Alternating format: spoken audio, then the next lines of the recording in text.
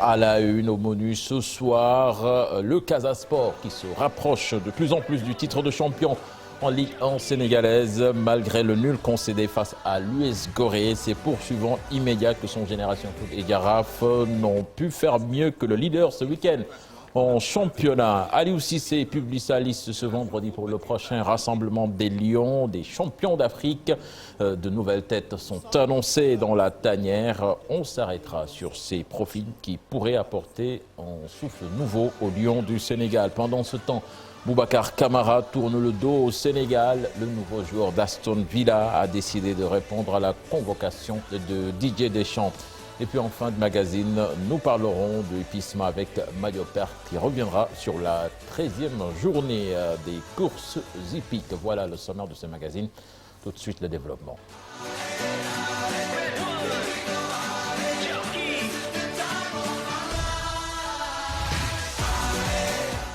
Voilà, pour parler de tout cela ce soir, des invités très spéciaux qui sont là. Et je commence par Hassan qui nous a manqué. Hassan Sen, ravi de se retrouver. Bonsoir. Le spécial, c'était pas pour moi. Ah si, bien sûr. Bonsoir, chers amis. Pas le seul, hein. Bonsoir, chers téléspectateurs. Bon, je suis en rien spécial, mais bon. C'est vrai que namon à tout le monde et bonne émission à tous. Voilà, l'autre invité spécial, Lamine Do, qui nous fait le plaisir d'être là avec nous ce soir. Lamine, bonsoir. Oui, bonsoir chef, bonsoir à tous les téléspectateurs de la TFM. Bonsoir à mon confrère Bakary, à Doyen Hassan et à Grand Tala.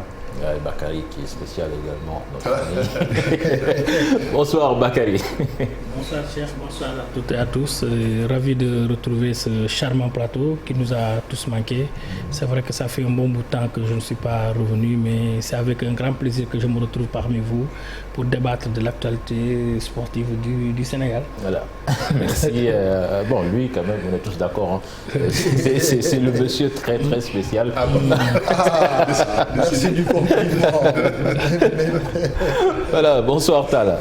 Bonsoir à tout le monde et à Grand Hassan que je retrouve avec beaucoup de plaisir. Merci. Bonsoir à mon ami Bakary. Je ne suis pas ton confrère, mais tu es mon pote quand même. Bonsoir à Lamine, que j'ai du plaisir à retrouver lui aussi, ça fait un moment. Ouais. Et j'espère qu'on aura l'occasion de parler de l'actualité sportive. Et aussi bonsoir à tous les téléspectateurs de la TFM. Voilà, avec Hassan, c'est vrai qu'on s'était quitté sur un titre de champion d'Afrique. Et vraiment, c'était... avec une voix cassée. Voilà, hein. C'était de très bons moments. Après au mois de travail non-stop. Voilà. On démarre avec la 23e journée donc, de la Ligue 1 sénégalaise. Favorable encore une fois au Casa Sport de Ziguinchor qui garde ses distances malgré son match nul. 0 but partout face à l'US Gorée. Le Jaraaf n'en a pas profité. Génération Foot perd du terrain dans la course au titre. On voit cela avec Mambiram Diouf. C'est le statu quo en tête du classement après la 23e journée de Ligue 1. Génération Foot battue par le TFC. Les Grenans perdent le derby rufisquois. 1 but à 0. Pourtant, Génération Foot avait besoin d'une victoire pour mettre la pression sur le leader Casa Sport qui a fait match nul à Mbao devant l'US Gorée. 0 but partout. Le leader conserve ainsi sa marge au sommet du classement. Le Jaraaf de Dakar a fait aussi un match nul 1 but partout devant les Crabes de Guédiawaye FC. Les Verts et Blancs occupent désormais la deuxième place du classement avec 38 points devant Génération Foot 37 points. Match bi ñu ko dëgmalee commencé woon nañ dugg ci match bu baax après malheureusement en deuxième période à 1-0 équipe adversaire aussi dafa bëgg ay points acculé ñu am benn penalty. Parfois nit ñi daan yaakaar ni peut-être li ñu doon wax ak arbitre bi pour ŋàññi la ko pour lan mais parfois aussi ñun ay entraîneurs yi ak arbitre yi c'est normal ñuy waxtaan s'il y a benn décision boo xamante ni amul si yow avantage c'est normal nga jëyee ko laaj ko explication. Il m'a donné ces explications nangu nañ ko parce que fu ba li ñuy wax rek tey ñu sifflé la loo xamante ni daf lay jëriñ nga bénéficier aussi ëllëg si biir ñu jëlal loolu dañ koy nangu mais bu ñu xoolee match bi ñun ñoo dominé woon en première période en deuxième période aussi comme am nañ vent bi ñu ne pourquoi pas ñu gis ni Guédiawaye ak centraux yi dañuy génn lu bari gérer une profondeur bu baax latéraux yi aussi dañuy dézonné lu bari pourquoi pas ñu jouer sur profondeur mais pour wax leen ni benn point bi ñu am fii bu doon début championnat dañuy wax daf ñu amal njëriñ mais fi championnat bi toll premier bi ray woon ñu 5 points mën nañu wax ni point la boo xamante ni lim ñuy jëriñ xëy na du bari lool. En bas de classement, rien ne va plus pour la lanterne rouge Mbour Petite Côte, qui a perdu 1-0 face à un concurrent pour le maintien, Dakar, Sacré-Cœur. Même situation pour Seneps Excellence, battu à domicile 1-0 par l'AS Douane et qui replonge dans la zone rouge. Le Niambour, de son côté, sort de la zone de relégation après son succès lors du derby du Nord, 2-0 face à la Linguère de Saint-Louis. Voilà, je vais commencer avec au niveau de Génération Foot, ça ne marche pas, c'est temps-ci une élimination en coupe. Et là, avec cette défaite, c'est pratiquement fini pour le titre, même mathématiquement si ce n'est pas encore joué. Oui, même si mathématiquement ce n'est pas encore joué, mais bon, disons que le Casa Sport a une avance assez confortable qui lui permet de pouvoir jouer les 3 derniers matchs avec beaucoup plus de sérénité que nous, les poursuivants, tels que le Giraffe et Génération Foot. Mais ce qui est sûr, c'est qu'on est toujours en football. Donc rien n'est gagné d'avance. Donc il va falloir se battre jusqu'à la dernière minute. Sachant que bon, on a perdu beaucoup de points aussi pendant la période du Ramadan, où c'est là où vraiment on devait vraiment se rapprocher plus du haut du tableau. On a perdu des points. Et là, je pense que ça a dû peser. Maintenant, aujourd'hui, on s'en rend compte. On sait quand même qu'un championnat, il est long. Et parfois, il faut savoir gérer certains matchs. Donc, ce qu'on n'a pas su faire par moment, et aujourd'hui, on est en train de payer le prix. Voilà, le Casa Sport Hassan, leader avec 5 points d'avance à 3 journées de la fin. On peut dire que là, ça sent très très bon pour le titre de champion. Et c'est 2 matchs à domicile, normalement. 2 matchs à domicile. Et c'est une équipe qui perd rarement à la maison. Bah justement, 5 points pour 3 journées, dont 2 à domicile. Logiquement, comme on dit dans le jargon, ils ont les cartes en main. Maintenant, le sort dépendra de ce qu'eux, ils voudront en faire, mais ils ont une très bonne avance. Les challengers ont trébuché, bon, notamment Génération Foot, je ne sais pas trop leur ambition, c'était quoi. Tu as le père pendant le Ramadan, c'était quoi vos ambitions pour le championnat? Mais c'est une très bonne opération pour GF. On a entendu Cher un peu dire, il n'a pas eu un point, il a perdu du point, il n'a pas tort. Parce que logiquement, cette avance-là, Casa, s'ils la conservent, ils peuvent être champions, normalement. Voilà. Donc, Casa Sport, la régularité, certainement, à payer. Oui, c'est la logique. Bon, moi, je pense que le Casa Sport est très bien organisé. Et contrairement aux années précédentes, je vois même qu'aujourd'hui, il peut se permettre de se déplacer en avion pour vraiment mettre les joueurs dans des conditions de performance idoine. C'est vrai que je ne suis pas trop fan du professionnalisme au Sénégal, parce que je l'ai toujours dit, ce professionnalisme n'existe que de nom. La preuve, hormis le professionnalisme, je pense que c'est le fonctionnement du football sénégalais dans son ensemble qui continue à me poser problème, parce que si on me dit qu'à Sédhiou, le président de la Ligue, le club du président de la Ligue régionale de Sédhiou a du mal à se déplacer, je parle du football féminin, et qu'il a été forfait avant-hier pour un déplacement manqué à Ziguinchor. Je me pose la question comment on gère ce football, que ce soit le football amateur ou le football professionnel, mais dans son ensemble, le football professionnel au Sénégal pour moi n'existe que de nom. Maintenant, on peut toujours me dire que oui, il y a des avancées, c'est vrai qu'il y a des avancées considérables, mais déjà la Ligue professionnelle, la Ligue 1 professionnelle qui n'a que 14 clubs, ça me pose problème. Il faut jouer juste 26 équipes pour penser qu'effectivement qu'on a fait une saison pleine. Or, dans des championnats réguliers, 26 matchs ne suffisent même pas pour une phase aller. Donc le quantum n'est pas vraiment atteint. Bon, là, on va encore dire qu'on continue à critiquer, mais il faut dire que ce football-là a besoin d'être pensé en profondeur. Ouais, bon, mais ça c'est un autre débat, mais pour le moment quand même, ça va quand même, parce qu'on parvient à jouer tous les dimanches et c'est déjà très bien. Alors Lamine, le Casa, comme je le disais tout à l'heure, c'est la régularité. L'année dernière, ils gagnent la Coupe du Sénégal. Cette année, ils vont peut-être être champions et en même temps quart de finaliste de la Coupe du Sénégal. Je pense que quand même il y a du bon boulot qui se fait du côté de Ziguinchor. Oui, c'est vrai que le Casa, c'est pratiquement l'une des équipes les plus constantes dans ce championnat-là. Maintenant, 5 points, c'est beaucoup, c'est peu. Il faudra gérer la pression qui va avec le finish de ce championnat-là, parce que des dernières journées. Les 3 dernières journées seront importantes. Il y a toute une pression qui va accompagner ces joueurs-là et qu'il y a des matchs de Coupe du Sénégal à jouer en milieu de semaine, je pense le 25 ou le 26.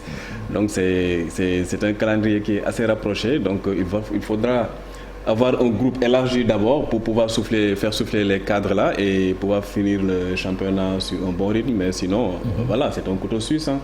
Le Casa peut perdre des points en cours de semaine sur les 3 journées qui restent. Et justement, Tal, avant de passer à l'équipe nationale du Sénégal, cette deuxième place au classement quand même peut être un objectif si l'on sait que le Casa Sport peut faire le doublé. Et si c'est le cas, peut-être que cette deuxième place pourrait être qualificative pour la Coupe d'Afrique. Oui, de toute façon, aujourd'hui, quel que soit Alpha, on va viser le podium et être le plus près possible. Plus que le podium. Parce que je veux dire que le podium, c'est quelque chose... Il y a un point entre Diaraf et Génération Foot. Oui, mais et puis même, il faudra jouer toutes ces chances à fond. Donc, quel que soit Alpha, nous, on se doit au moins de respecter l'éthique. Jouer nos chances et sur ce tableau-là. Donc, il y a des possibilités qui peuvent s'offrir d'ici là. Donc, même la deuxième place, elle peut valoir une qualification. Tout à l'heure, Hassan se posait la question, quel est l'objectif de Génération Foot? Moi, je pense que c'est l'objectif, c'est de retourner en Afrique. Non, c'est de retourner en Afrique. Mais quel que soit Alpha, on est en pleine reconstruction. On a une bonne partie de l'effectif qui est parti depuis des années. On a des arrivées, on a des garçons qui sont là, qui commencent à jouer en Ligue 1 pour la première fois pour certains depuis 1 an, 2 ans. On ne peut pas leur exiger aujourd'hui de gagner un titre de suite. Mais ce qui est sûr, c'est que l'ambition va venir pour l'année prochaine. Parce que pour certains, ils auront au moins une expérience de 2 ans en Ligue 1 et à partir de ce moment, on sera beaucoup plus exigeant par rapport à ça. Et aujourd'hui, la réalité, elle est là. Ce sont des garçons qui apprennent, mais qui devront apprendre vite et rapidement parce que les conditions sont là pour pouvoir progresser et donc le temps n'est plus permis de tergiverser en se disant, bon, c'est des jeunes qui viennent d'arriver, ils sont là depuis 1 an, maxi pour certains, et d'autres qui découvrent pour la Ligue 1 pour certains, pour cette année. Et ce qui est sûr, c'est que l'année prochaine, l'ambition ne sera plus la même. On va au moins se préparer à jouer et à jouer crânement nos chances comme on a eu à le faire régulièrement. Ouais, en tout cas, cette deuxième place, on va surveiller. Peut-être que ça pourrait permettre à une équipe de jouer la Coupe de la Confédération africaine la saison prochaine. Nous parlons à présent de la liste d'Aliou Cissé pour le prochain rassemblement de l'équipe nationale. Une liste attendue ce vendredi du 9, attendue également dans la tanière à l'image de Iliman Ndiaye de Sheffield Wednesday qui est annoncé. Il n'est pas le seul. Nous faisons le point avec Cheikh Sadibou Diarra.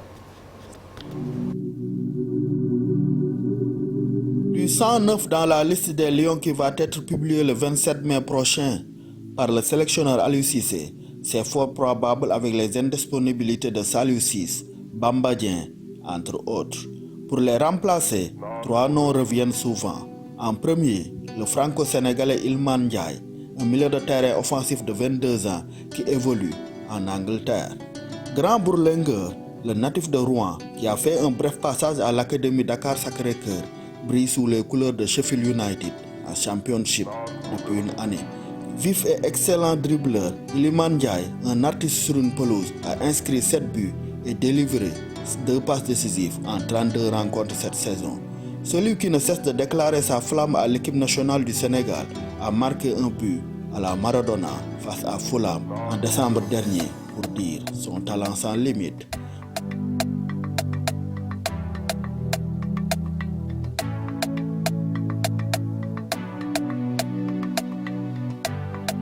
Moussa Niakhaté, le défenseur central gaucher de Mayence, ne manque pas aussi de talent.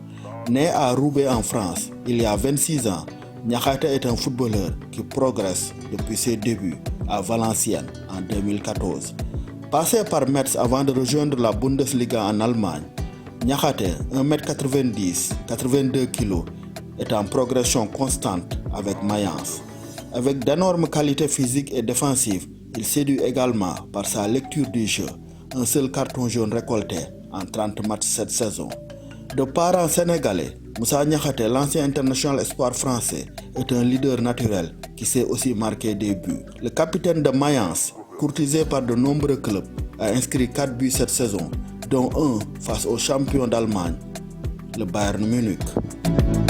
Ismaël Jacobs, 22 ans, n'a pas ce talent de buteur, mais il tape à l'œil grâce à sa puissance physique et sa polyvalence. Jacobs Comme son nom ne l'indique pas, a un père sénégalais, Omar Seck.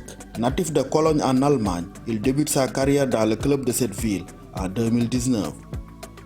Après 2 campagnes, Ismaël Jacobs rejoint cette saison AS Monaco en France. En Ligue 1, le champion d'Europe 2021 avec les espoirs allemands dispute 28 rencontres et délivre une passe décisive. Du haut de son 1m83 pour 75 kg, le puissant défenseur au milieu gauche a joué 11 autres rencontres réparties aux Coupes d'Europe et la Coupe de France. Le tout pour dire qu'Ismaël Jacobs, Moussa Niakhaté et Iliman Ndiaye, qui ont du temps de jeu en club, peuvent constituer des renforts de choix pour l'équipe nationale du Sénégal s'ils sont appelés par Aliou Cissé le vendredi 27 mai prochain. Seront-ils les seuls nouveaux de la liste des Lions qui vont disputer 2 matchs des éliminatoires de la CAN 2023 face au Bénin et le Rwanda, respectivement le 4 et le 7 juin prochain?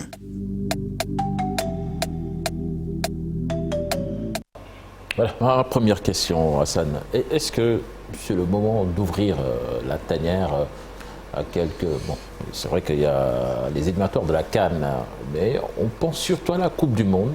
Est-ce que c'est vraiment le moment d'ouvrir cette tanière? Si ce n'est pas un peu trop tard, si ce n'est même pas un peu tard, c'est vraiment le moment.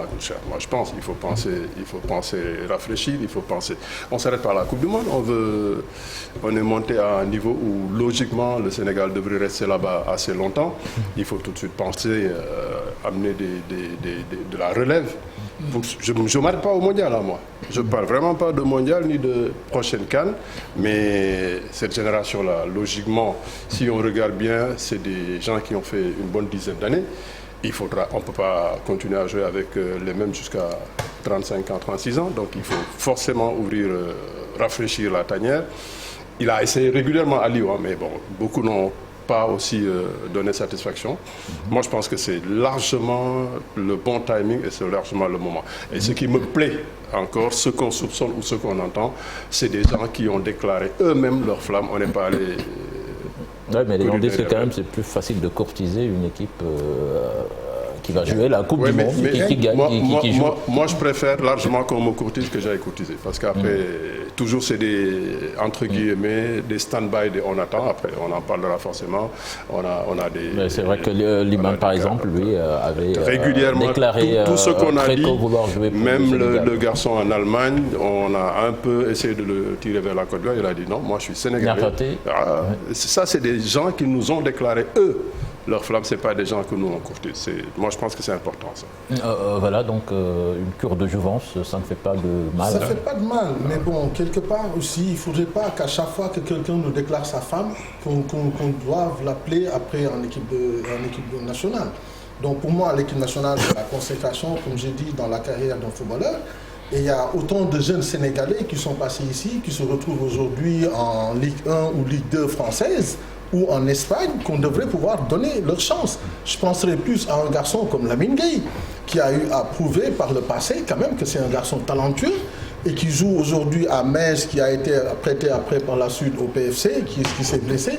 Mais c'est un garçon que moi j'ai eu l'occasion de suivre régulièrement, qui est un bon tireur de coups francs, qui joue bien sur son côté, qui peut même pallier l'absence d'Ismaël Assar par moment. Et je l'ai souvent dit, c'est un garçon qui a d'énormes qualités. Maintenant, tout ce qu'on vient de citer ici, pourquoi pas? Mais est-ce que réellement ils ont le niveau de l'équipe nationale du Sénégal?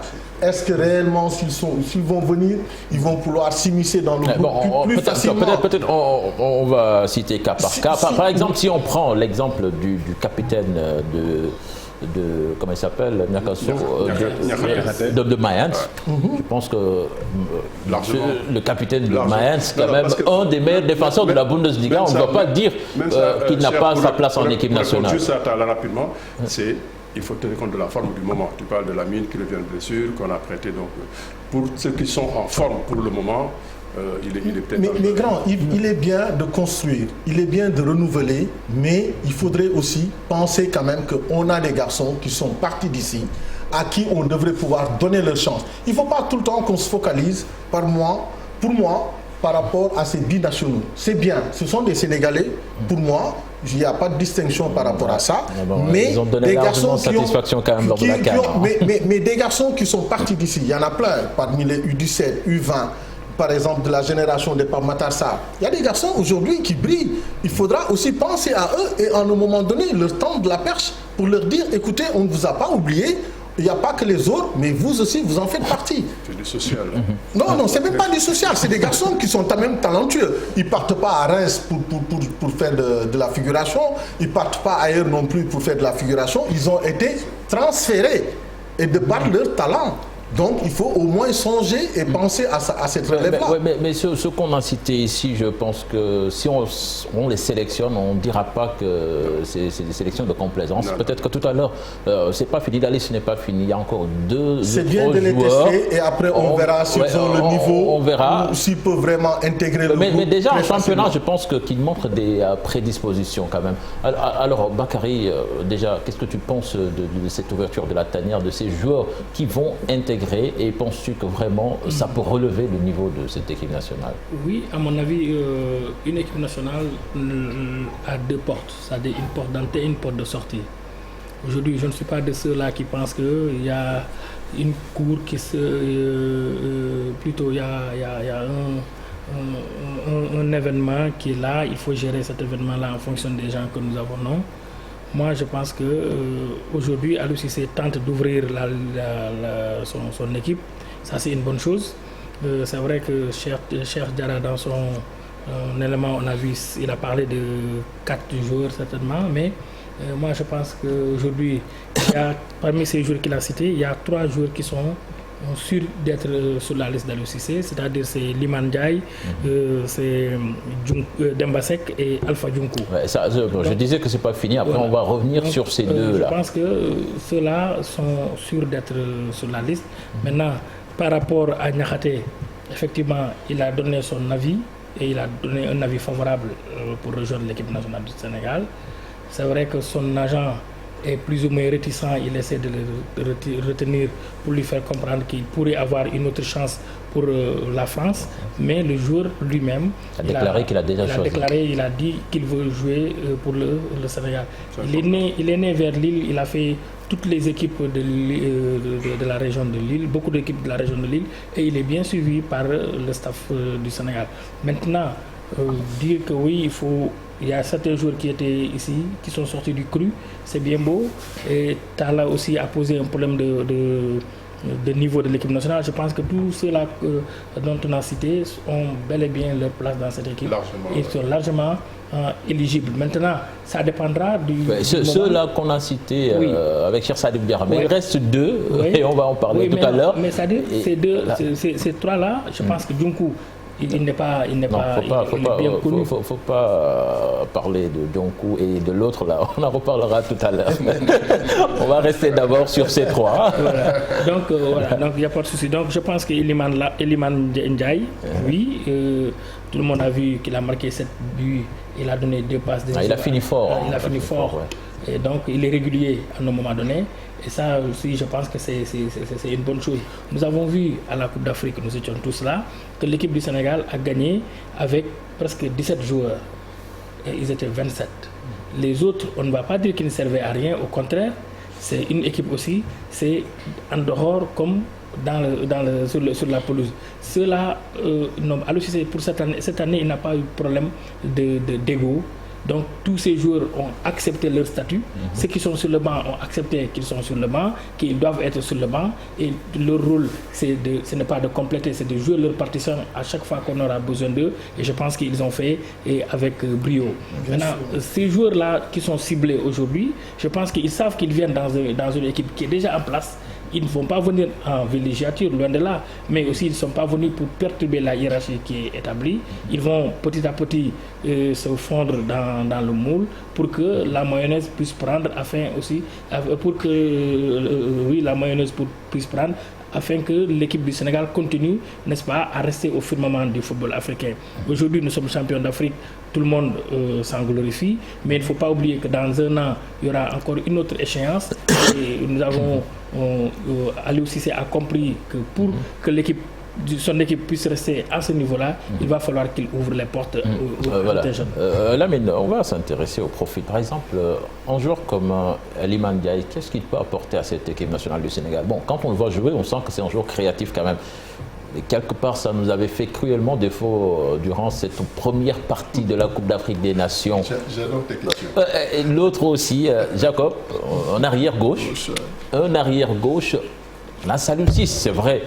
Mais Saliou Ciss n'est plus jeune. Et en plus, il est blessé. Son remplaçant. Il est blessé, en plus, il est blessé. Et son remplaçant, Fodé Ballo-Touré, c'est pas assurant ça. Il n'a pas convaincu. Oui, c'est vrai qu'il faut toujours insuffler du sang neuf à un groupe parce que tout simplement ce groupe-là a un vécu de plus de 10 ans. Depuis 2012, ils ont commencé cette aventure-là. Mais je pense qu'aujourd'hui, le Sénégal a besoin de se renforcer sur les côtés parce que ça nous fait défaut. À part Sadio Mané, à part Ismaïla Sarr, on n'a pas ces joueurs-là qui percutent et que si vous voyez très bien le jeu du Sénégal, ça bascule très souvent sur les côtés. C'est là qu'on fait la différence. Il est très rare de voir le Sénégal marqué dans la verticalité et que l'axe est marqué. Donc c'est un profil qui intéresse le Sénégal parce que tout simplement, on doit se renforcer à ce niveau. L'autre chose, c'est, vous avez parlé un peu du poste d'arrière-gauche. C'est vrai que Saliou Ciss n'a plus ses jambes de 20 ans ou 22 ans.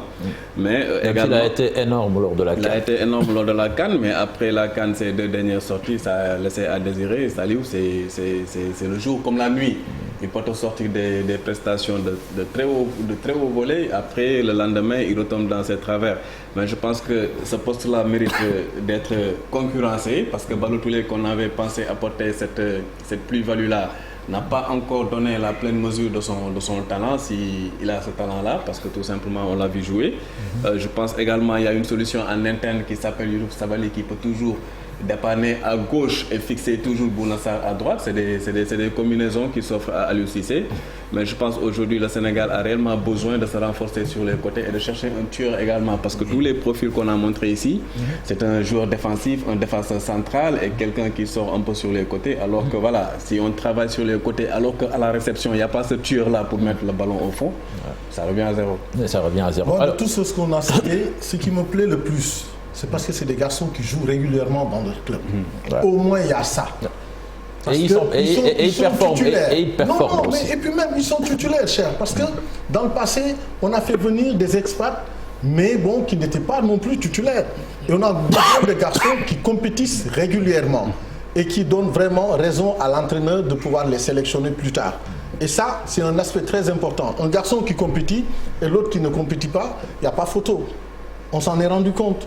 Après, il y a eu tellement de déchets dans le jeu, le replacement, la condition physique. Donc tout ça, ce sont des aspects sur lesquels vraiment on peut s'appuyer pour dire aujourd'hui, ces garçons à qui on fait appel peuvent donner la pleine mesure de leur talent. Il ne faut pas crier victoire à Tala, puisque, comme Bakary l'a souligné, il reste 2 joueurs qui, nous dit-on, feront partie de la liste. Il s'agit de Alfred Dionko qui joue au Barça B, qu'on connaît très bien avec la sélection U20, et l'autre, Demba Seck, qu'on connaît moins, qui évolue au Torino et qui joue moins, mais qui, nous dit-on, est très bon également, mais il ne joue pas beaucoup. Et on dit que ces 2 joueurs-là feront partie de la liste. Alors, Bakary, qu'est-ce qu'il explique, surtout le cas d'Demba Seck, quand même, c'est vrai qu'il y a un ailier virevoltant, mais qui n'a pas trop de temps de jeu en Serie A. Oui, je pense que Pape l'a dit. L'équipe du Sénégal a besoin de se renforcer sur les flancs. Aujourd'hui, tout le monde a constaté qu'à un moment donné, Aliou Cissé essaie de progresser en 4-2-3-1, en mettant Sadio Mané derrière l'attaquant de pointe, ou bien en le faisant même jouer comme deuxième attaquant de pointe. C'est vrai aussi que l'équipe nationale n'est pas une œuvre de bienfaisance. Et à un moment donné, il faut prendre les meilleurs à leur poste. Mais pour le cas de Demba Seck, on doit pouvoir donner Aliou Cissé doit pouvoir bénéficier de circonstances atténuantes parce que, comme je l'ai souvent dit, son rôle c'est de repérer, d'envoyer des émissaires, des éclaireurs voir les joueurs. Certainement, il a eu de bonnes informations sur le joueur afin de renforcer son effectif. C'est vrai qu'à un moment donné, aujourd'hui, on peut dire que derrière Sadio Mané ou Ismaïla Sarr, il y a un désert, puisque la personne idéale qui pouvait nous sortir le grand jeu n'était pas en forme. Je veux nommer Keita Baldé. Mais on a vu aussi que cette fin de saison, il a essayé de sortir une équipe de l'ornière, malheureusement, il n'a pas pu. Ils vont descendre en série B. Donc peut-être que c'est dans le cadre de cette réflexion qu'Aliou Cissé a coché le nom de Demba Seck pour quand même pouvoir renforcer sa ligne offensive. Mais comme je l'ai dit, attendons de voir ce que ça va donner. C'est un garçon, vous l'avez dit, virevoltant, même s'il joue moins, ça ce n'est pas une fin en soi. C'est quelque chose qui peut arriver dans un c'est un espoir. Mais ne doit-on pas être aussi exigeant par rapport à l'équipe nationale? C'est l'équipe nationale quand même. Si dans ton club, tu n'arrives pas à être titulaire, soyons sérieux, tu n'es pas titulaire dans ton club. Comment peux-tu prétendre à une place? Non, ça, je ne suis pas d'accord. Parce que c'est un problème. Ça, je ne suis pas d'accord. J'en viens, Tala. C'est pas parce que tu as du talent que tu ne joues pas assez et que maintenant, il faudrait qu'on te fasse venir. Tala, un joueur comme Nampalys Mendy était presque la 5e roue de la charrette mais tu as vu le parcours de Nampalys? Attendez que je finisse. Non, tu as vu le parcours de Nampalys? Il était déjà connu, Bakary. Il était déjà connu, hein? Oui, il était déjà connu. Oui, mais Nampalys, son parcours...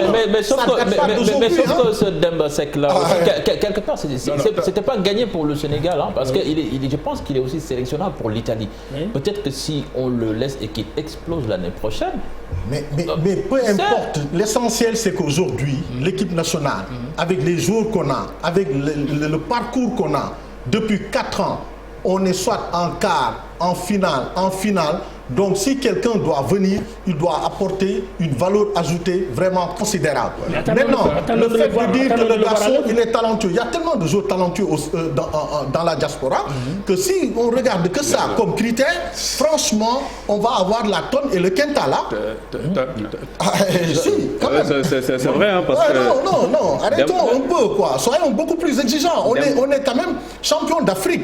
Celui qui doit venir rejoindre la tanière aujourd'hui, il doit être un super. Pas un joueur moyen qu'on vient de découvrir comme ça. Est-ce que c'est un joueur moyen? Tu l'as vu jouer? Non, moi, tu l'as vu jouer? Déjà, je vais aller ça dans un autre sens. Tala, le gars, il a la latitude de convoquer 23, 26 joueurs. Comme il veut.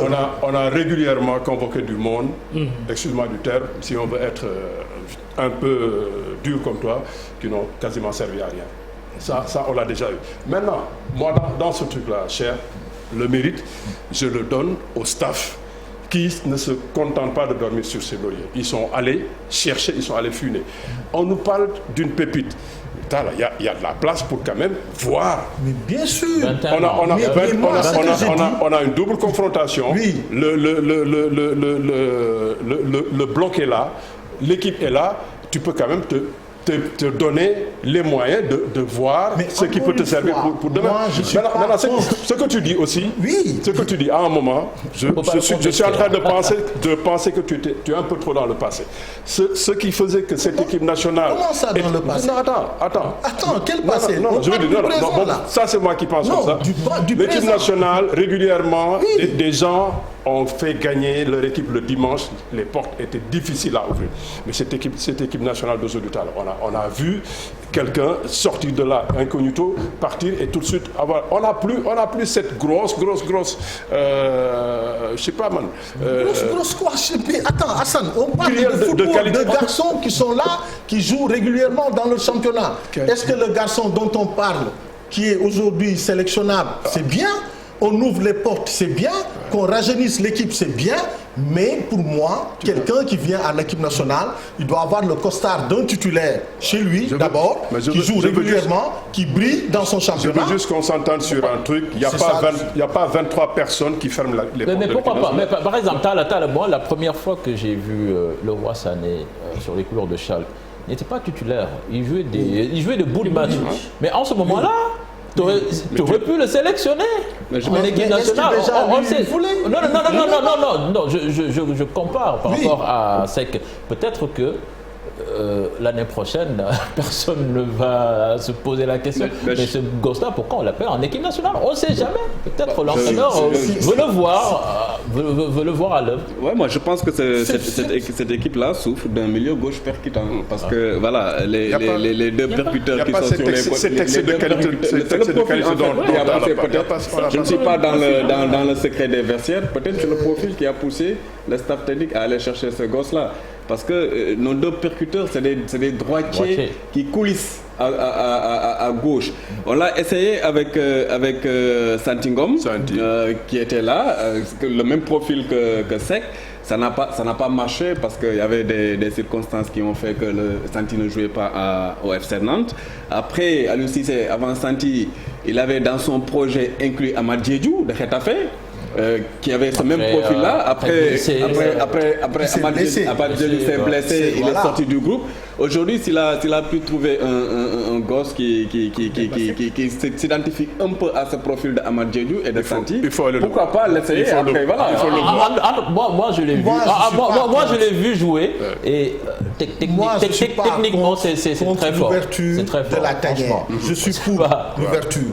Mais pour moi, aujourd'hui, avec le costard qu'on a, et je me répète, on se doit d'être beaucoup plus exigeant. On ne peut plus se permettre de tâtonner, de faire venir quelqu'un parce qu'on nous l'a recommandé.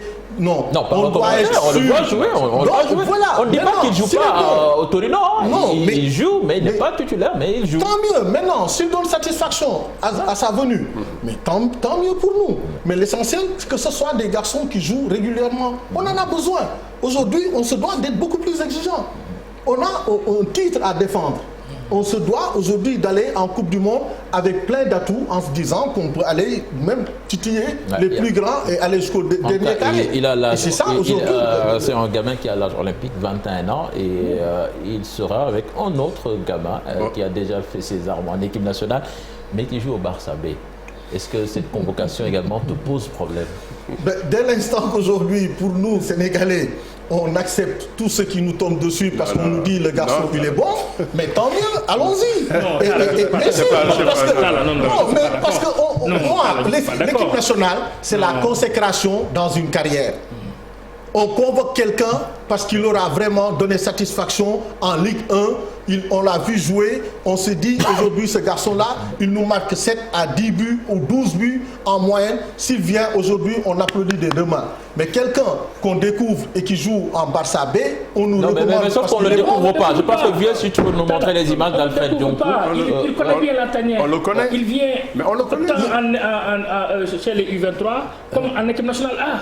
Il est venu. Donc attendez, vous savez aujourd'hui, Pape l'a dit, je pense bien, on a la chance d'avoir Youssouf Sabaly qui peut de temps en temps coulisser à gauche pour dépanner. Aujourd'hui, on a la chance d'avoir Bouna Sarr, mais Bouna, il est blessé. Et le remplaçant idéal de Bouna était Ibrahim Mbaye. Mais tout le monde a vu qu'Ibrahim Mbaye, à un moment donné, il a eu des difficultés à la Coupe d'Afrique. Non, il n'a pas donné satisfaction. Oui, c'est aussi simple que ça. C'est aussi simple que ça, vraiment. Aujourd'hui, on connaît un garçon comme Alpha Dionkou qui connaît très bien la maison. On a 2 matchs qui ne sont pas des matchs décisifs, mais qui sont des matchs très importants en fin de saison. Alors si c'est peut-être se dit quelque part qu'il a besoin de fraîcheur, il va falloir qu'il continue à amener Dionkou pour qu'il continue son apprentissage avec les A.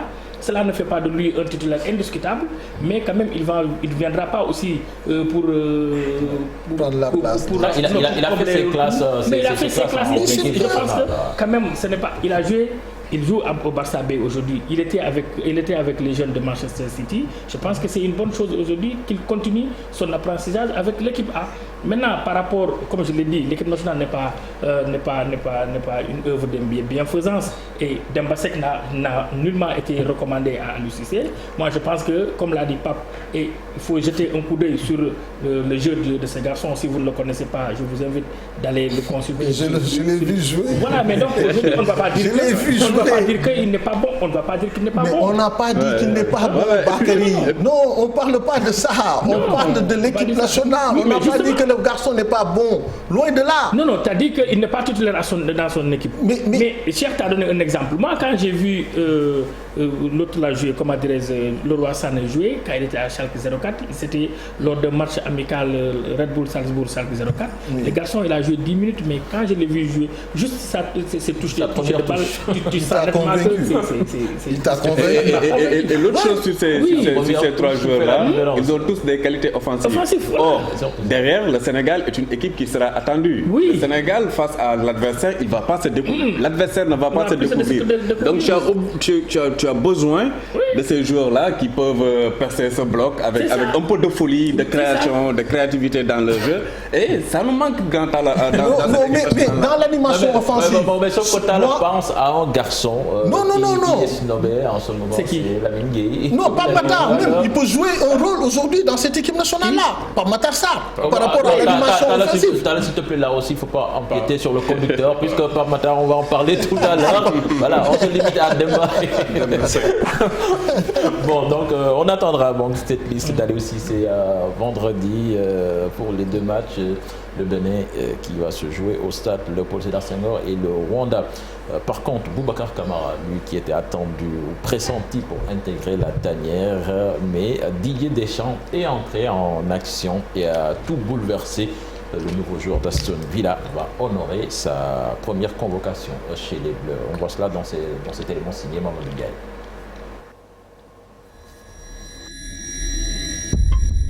Annoncé tout proche du Sénégal depuis plusieurs semaines, Boubacar Kamara a finalement choisi de répondre à l'appel de l'équipe de France et de Didier Deschamps, qu'il a sélectionné pour la première fois jeudi dernier. Boubacar Kamara, mais il est là de par Boubacar Kamara, de par ce qu'il réalise avec son club dans un registre bien particulier. Une surprise pour les uns, mais une suite logique pour les spécialistes. Aller en équipe de France, c'est une suite logique. Il est né en France, il a été formé en France, il a fait les équipes de jeunes en France, et donc quelque part, être appelé en sélection A de l'équipe de France, c'est la suite logique, et quelque part, c'est ce à quoi il aspire. Mais ensuite, dans un autre temps, si on regarde les cheminements des derniers mois, ce qui a pu sortir dans la presse, notamment la presse française, on se rend compte que peut-être il y a eu un jeu de dupe, une sorte de partie de poker menteur pour peut-être faire monter les enchères et inciter le staff de l'équipe de France à convoquer Boubacar Kamara. De son côté, son coéquipier à Marseille refuse de critiquer sa décision de rejoindre l'équipe de France. Je dirais pas déçu. Voilà, Bouba il mérite sa place en équipe de France. Il montre au quotidien. Voilà, c'est vrai que j'aurais aimé qu'il rejoigne le Sénégal, mais voilà, avant tout d'être un coéquipier, c'est un frère. Donc je souhaite tout le bien, que ce soit avec le Sénégal ou l'équipe de France. Boubacar Kamara tourne le dos à l'équipe nationale du Sénégal au moment où tout le monde le voyait avec les Lions. Une volte-face qui ne manque pas de soulever les interrogations sur le travail de drague du but national par les dirigeants sénégalais. Intéressant de savoir, c'est quels ont été les réels contacts entre Boubacar Kamara et le staff du Sénégal, parce qu'on a entendu beaucoup de choses, notamment lorsqu'Aliou Cissé disait au sujet de Boubacar Kamara et Sofiane Diop, la balle est dans leur camp. Qu'est-ce que ça veut dire? Est-ce qu'il les a contactés directement? Est-ce que c'est via des intermédiaires? Ou est-ce que c'était des paroles en l'air? Il faudrait aussi que de ce côté-là, il y ait une sorte d'éclaircissement pour qu'on sache exactement qui a joué quel rôle dans le processus décisionnel et qu'est-ce qui a conduit au fait que finalement que le joueur Boubacar Kamara il a préféré l'équipe de France à l'équipe du Sénégal. De ce côté-là, il faudrait que le Sénégal, en tout cas à la fédération au niveau du staff, ils nous disent exactement ce qu'ils ont fait, comment ça s'est passé, quels ont été les contacts et qu'est-ce qu'ils ont eu en retour de la part de Boubacar Kamara. Est-ce qu'il leur a dit oui, je vais jouer pour le Sénégal, et dans ce cas-là, il s'est rétracté, il a fait une sorte de Nabil Fekir, ou alors il leur a dit clairement, je veux temporiser, ou même peut-être, non, je ne veux pas, et qu'il attendait l'équipe de France. L'avenir va nous édifier sur le choix de Boubacar Kamara d'accepter l'appel des Bleus. Est-il la bonne option pour le futur sociétaire d'Aston Villa en Angleterre? Voilà, je pense que c'est une information qui a fait la une du quotidien Record, avec Bakary Cissé qui est là, assis avec nous. Alors Bakary, Boubacar Kamara a-t-il utilisé le Sénégal pour rejoindre l'équipe de France? Bon, c'est une question fermée à laquelle je ne pourrais pas donner de réponse. Mais ce qui est sûr, c'est que quand l'équipe avait mis cette information selon laquelle il y avait des contacts très avancés entre le staff du Sénégal et le joueur en question. En son temps, moi j'avais dit que je voudrais savoir quel était le journaliste de l'équipe qui l'a écrit, parce que je connais bien le correspondant de cet organe à Marseille et qui a vraiment des accointances avec la communauté africaine de cette région-là. Et je connais plus ou moins aussi sa façon de fonctionner. Bon, en son temps, j'ai dit qu'effectivement, je ne prendrai pas avec des pincettes cette déclaration de cet article de l'équipe, puisque c'est un très grand organe, un organe très sérieux qui vraiment est très rigoureux dans ce qu'il fait. Mais en son temps aussi, j'avais dit que connaissant bien l'entourage du joueur, surtout sa maman, ça m'étonnerait quand même qu'il puisse... Parce qu'elle a toujours été réticente. Oui, parce que je pense que c'était lors d'une émission avec vous à Djangat ici, un matin. Mais hier, j'ai eu la chance de discuter avec la maman du garçon. Mais quand l'information était parue dans l'équipe, j'ai échangé avec l'agent rapidement, qui n'avait pas souhaité se prononcer sur la question, donc j'ai tiqué. Je me suis dit, normalement, il doit pouvoir sauter sur l'occasion pour nous éclairer un peu. Mais s'il me dit que ce n'est pas le moment d'en parler, je me dis qu'il y a un problème quelque part. Hier, je discute avec la maman du garçon qui m'a renvoyé vers Aliou Cissé pour me dire que... La maman. Par pudeur, effectivement, elle me dit, par pudeur, elle ne peut pas se prononcer sur cette affaire-là. Par respect au peuple sénégalais, elle ne peut pas se prononcer. Par respect au peuple français, elle ne peut pas se prononcer. Par respect au peuple mauritanien aussi, elle ne peut pas se prononcer. Parce qu'elle m'a dit que Bouba peut porter toutes ces 3 nationalités. C'est hier que j'ai su que la maman était mauritanienne. À la base, je pensais qu'elle était algérienne. Bon, j'ai tenté d'insister en tant que journaliste. Elle m'a dit, monsieur, n'insistez pas, vous n'aurez pas plus que ça. De toutes les façons, moi je lui dis non, je ne vous parle pas en tant que mère de famille, en tant que maman du jour, mais en tant que son agent, parce que c'est sa maman qui gère son image et sa communication. Elle me dit justement, moi je vous ai parlé en tant qu'agent, en tant que manager du garçon, mais dites-vous que vous n'aurez pas mieux que ça. La seule réponse que je pourrais vous dire, c'est de poser la question à Aliou Cissé. Bon, 10 minutes après, Ousseyni Niakhaté m'appelle, l'agent du joueur que je connais très bien. Et il m'a dit, je vous appelle de la part de la maman du joueur et tout, et il paraît que vous voulez son intervention. Elle ne peut pas parler à la presse, mais si vous voulez, vous pouvez poser des questions, je réponds. Je lui dis, mais tiens, ça fait l'occasion. Donc, on a fait une belle interview et je pense qu'il a dit effectivement que Cissé et la fédération doivent dire la vérité aux Sénégalais. Et lui, pourquoi il ne dit pas la vérité? Parce que c'est la question que je lui ai posée. Il ne faut pas également qu'il utilise un double engagement pour à mon avis. Mais c'est ce que Bakary lui a posé comme question. Si on lit bien l'article, on se rend compte que là, vous êtes en train de... dans le clair obscur. Je le dis, non seulement vous êtes dans le clair obscur, vous faites dans le clair obscur, mais aussi vous êtes en train de jeter votre jour en pâture. Je le dis ça parce que moi aussi, je ne voudrais pas quand même qu'on accable le Sénégal si c'est comme le Sénégal n'a pas fait ce qu'il devait faire. Même si moi, je sais que dans ce dossier-là, les fédéraux n'ont pas fait ce qu'ils devaient faire. Ça, c'est un. Parce que la fédération, aujourd'hui, la politique de la fédération, c'est que les joueurs doivent... ce sont les joueurs qui doivent se manifester pour prouver effectivement qu'ils aiment ce maillot-là. Mais moi, je me dis, ça, c'est une erreur. Non, attendez que je finisse grand. Attendez que je finisse après, vous pouvez déployer. Moi, je pense que c'est une erreur. À mon avis, un joueur qui n'est pas né au Sénégal, qui n'a jamais posé ses pieds au Sénégal, qui ne connaît pas les réalités, qui est né en France, qui y a grandi, qui a fait ses humanités, qui a fait la formation française, quand même, je pense qu'il faut aller vers lui prêcher la bonne parole. Absolument. Je vais vous raconter une petite anecdote. Moi, j'ai rencontré Aliou Cissé une fois dans un aéroport.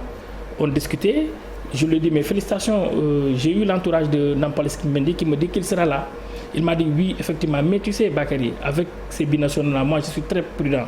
Parce que j'ai la chance d'être binational, même si je suis né au Sénégal. Ils sont nés en France. Ils ont fait tout là-bas. Maintenant, vouloir les extirper de force, c'est difficile. Donc, c'est pourquoi je dis aujourd'hui, moi, le dossier Diao Baldé Keita, je me rappelle, ça me reconforte non, ça me reconforte dans mon idée, puisque je pense qu'aujourd'hui, la fédération, même Diao Baldé Keita, en son temps, j'étais dans un autre organe. Diao Baldé Keita m'avait accordé un entretien pour dire qu'il était prêt pour jouer pour le Sénégal. Aliou Cissé a tenté de le joindre, il ne l'a pas eu. J'ai appris cette info, j'ai dit contacter par Aliou Cissé, Diao Baldé Keita fait le mort. Mais quand son entourage m'a appelé pour me dire que non, le garçon ne parle pas français, il était dans le bus, il devait aller jouer à Torino, à Boulogne. Donc quand il a vu l'appel d'Aliou, il ne sait pas quoi dire. Donc après, la fédération lui a demandé. Donc la fédération sénégalaise de football n'a pas fait ce qu'il fallait dans cette affaire. Même le cas Keita Baldé, la fédération sénégalaise de football lui avait demandé en son temps de faire un mail pour Effectivement, le garçon l'a fait parce qu'il voulait venir. Et dans le dossier Boubacar Kamara, il y a un ami intime de Boubacar Kamara qui est à Marseille, qui vit, qui a contacté la fédération et la fédération lui a dit effectivement, si Boubacar Kamara veut jouer pour le Sénégal, qu'il fasse un mail. Que ça vienne de lui. Donc, si vous voulez, on peut vous donner votre temps de parole. Après, on continue le débat. Moi, je veux juste... Parce que vous avez dit quelque chose. Vous avez dit que la fédération procède comme ça. Oui. Maintenant que vous appréciez pour dire elle devait procéder comme ça c'est peut-être vous qui appréciez. Maintenant, si la fédération... Parce qu'on a quand même un exemple qui peut tous nous éclairer. Boubacar Kamara, il y a eu Abdou Diallo. Abdou Diallo, parce que aussi Tala a parlé de quelque chose, ils sont nés là-bas, est-ce qu'après ils ont ce qu'il faut ici. Quand Abdou Diallo lui-même il se lève, il dit je n'attends personne, moi je veux, je suis sénégalais, mais les gars, non mais moi mon humble avis, Boubacar Kamara, à la limite tant pis.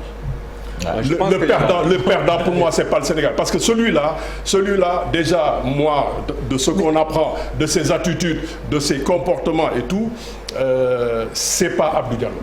C'est pas Abdou Diallo, et ça c'est important. À la CAN, tout le monde a dit Abdou Diallo chapeau, parce que lui il voulait être sénégalais, il est venu se battre comme un Sénégalais. Attention les gars, parce que aussi... Mais Hassan, on peut prendre cet exemple-là pour une généralité. Je ne prends rien pour une généralité. Si, parce qu'aujourd'hui quand on prend l'exemple d'autres actuellement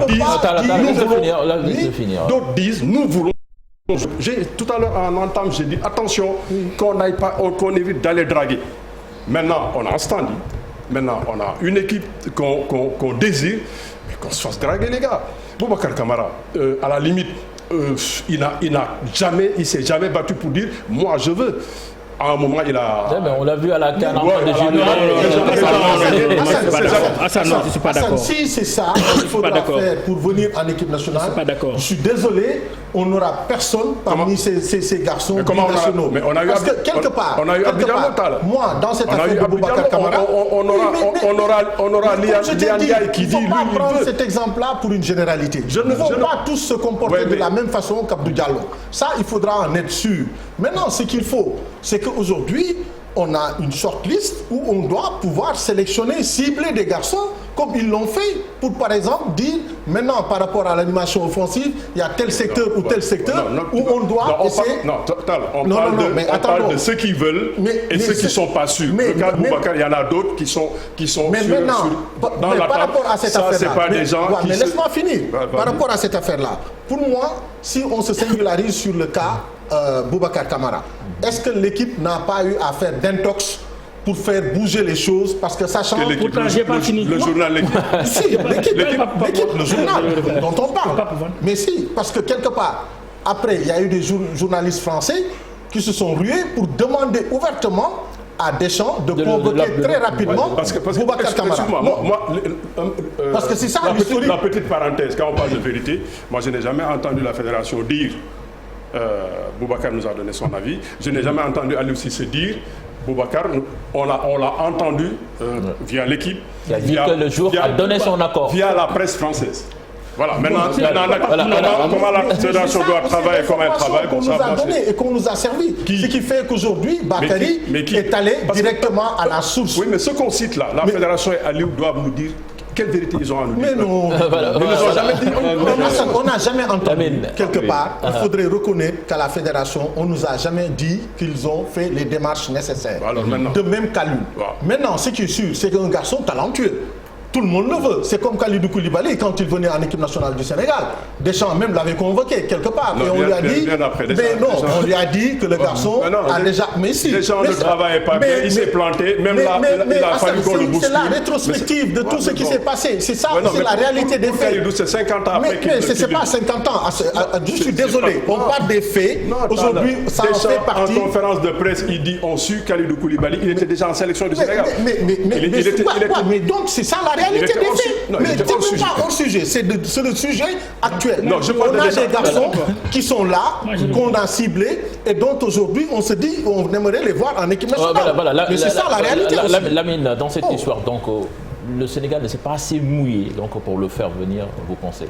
Ouais, mais je pense qu'aujourd'hui, il y a des non-dits dans ce dossier de Boubacar Kamara. L'équipe, c'est un journal qui est très sérieux. Je pense qu'aujourd'hui, s'ils ont écrit qu'il y a un contact qui a été établi entre le Sénégal et le joueur, ça existe, c'est réel. Maintenant, est-ce que Deschamps ne veut pas se planter comme ce qu'il a fait sur le cas Kalidou Koulibaly pour s'engouffrer dans la brèche et bloquer le boy? Ça peut être, parce que même dans la communication de Deschamps, absolument, on a noté une faute de communication. Quand il dit j'ai convoqué Bouba pour qu'il remplace Paul Pogba blessé. Non, il y a des absents. Il y a des absents. C'est le mot qu'il a utilisé. Ça veut tout dire. Et ça voulait tout dire. Donc, il y a des absents. Sans ces absents-là, aujourd'hui, peut-être que le garçon ne serait pas sélectionné. Absolument. Mais tu veux bien sélectionner Kamavinga. Mais ça, c'est tant pis pour Bouba, son entourage et tout le monde qui... Oui, Tala l'a dit. Je pense qu'aujourd'hui, si les absents étaient opérationnels, Bouba ne serait pas sur la liste. Mais je pense qu'aujourd'hui, Bakary a fait l'effort d'avoir cet agent-là. Mais lui aussi, il a été malhonnête dans son discours. Quand vous semez le doute, vous jetez l'opprobre dans le staff technique du Sénégal et le dire d'utiliser un mot très fort qui dit la vérité, c'est un manque de respect. Parce que quand même, Aliou Cissé, je pense que même si officiellement il ne s'est pas exprimé sur le sujet de Bouba, je pense qu'aujourd'hui, il est assez grand, et assez mature, assez professionnel pour pouvoir tenir un tel discours qui peut rassurer le Sénégal. Et Aliou Cissé, même dans son discours, il avait dit que la balle est dans le camp du boy qui est de Marseille, de Monaco, et Sofiane et Bouba. Donc s'il dit ça, c'est pas parce qu'il l'a dit dans le néant comme ça. Il a eu des approches. Mais dans cette approche-là, mais dans cette approche-là, est-ce que c'est la bonne? Parce que Deschamps, si on l'entend bien, il a discuté avec le joueur avant de le sélectionner. Non, Deschamps, c'est ce que je veux. Deschamps n'a pas communiqué avec le garçon avant de le sélectionner. Non, ils n'ont pas communiqué.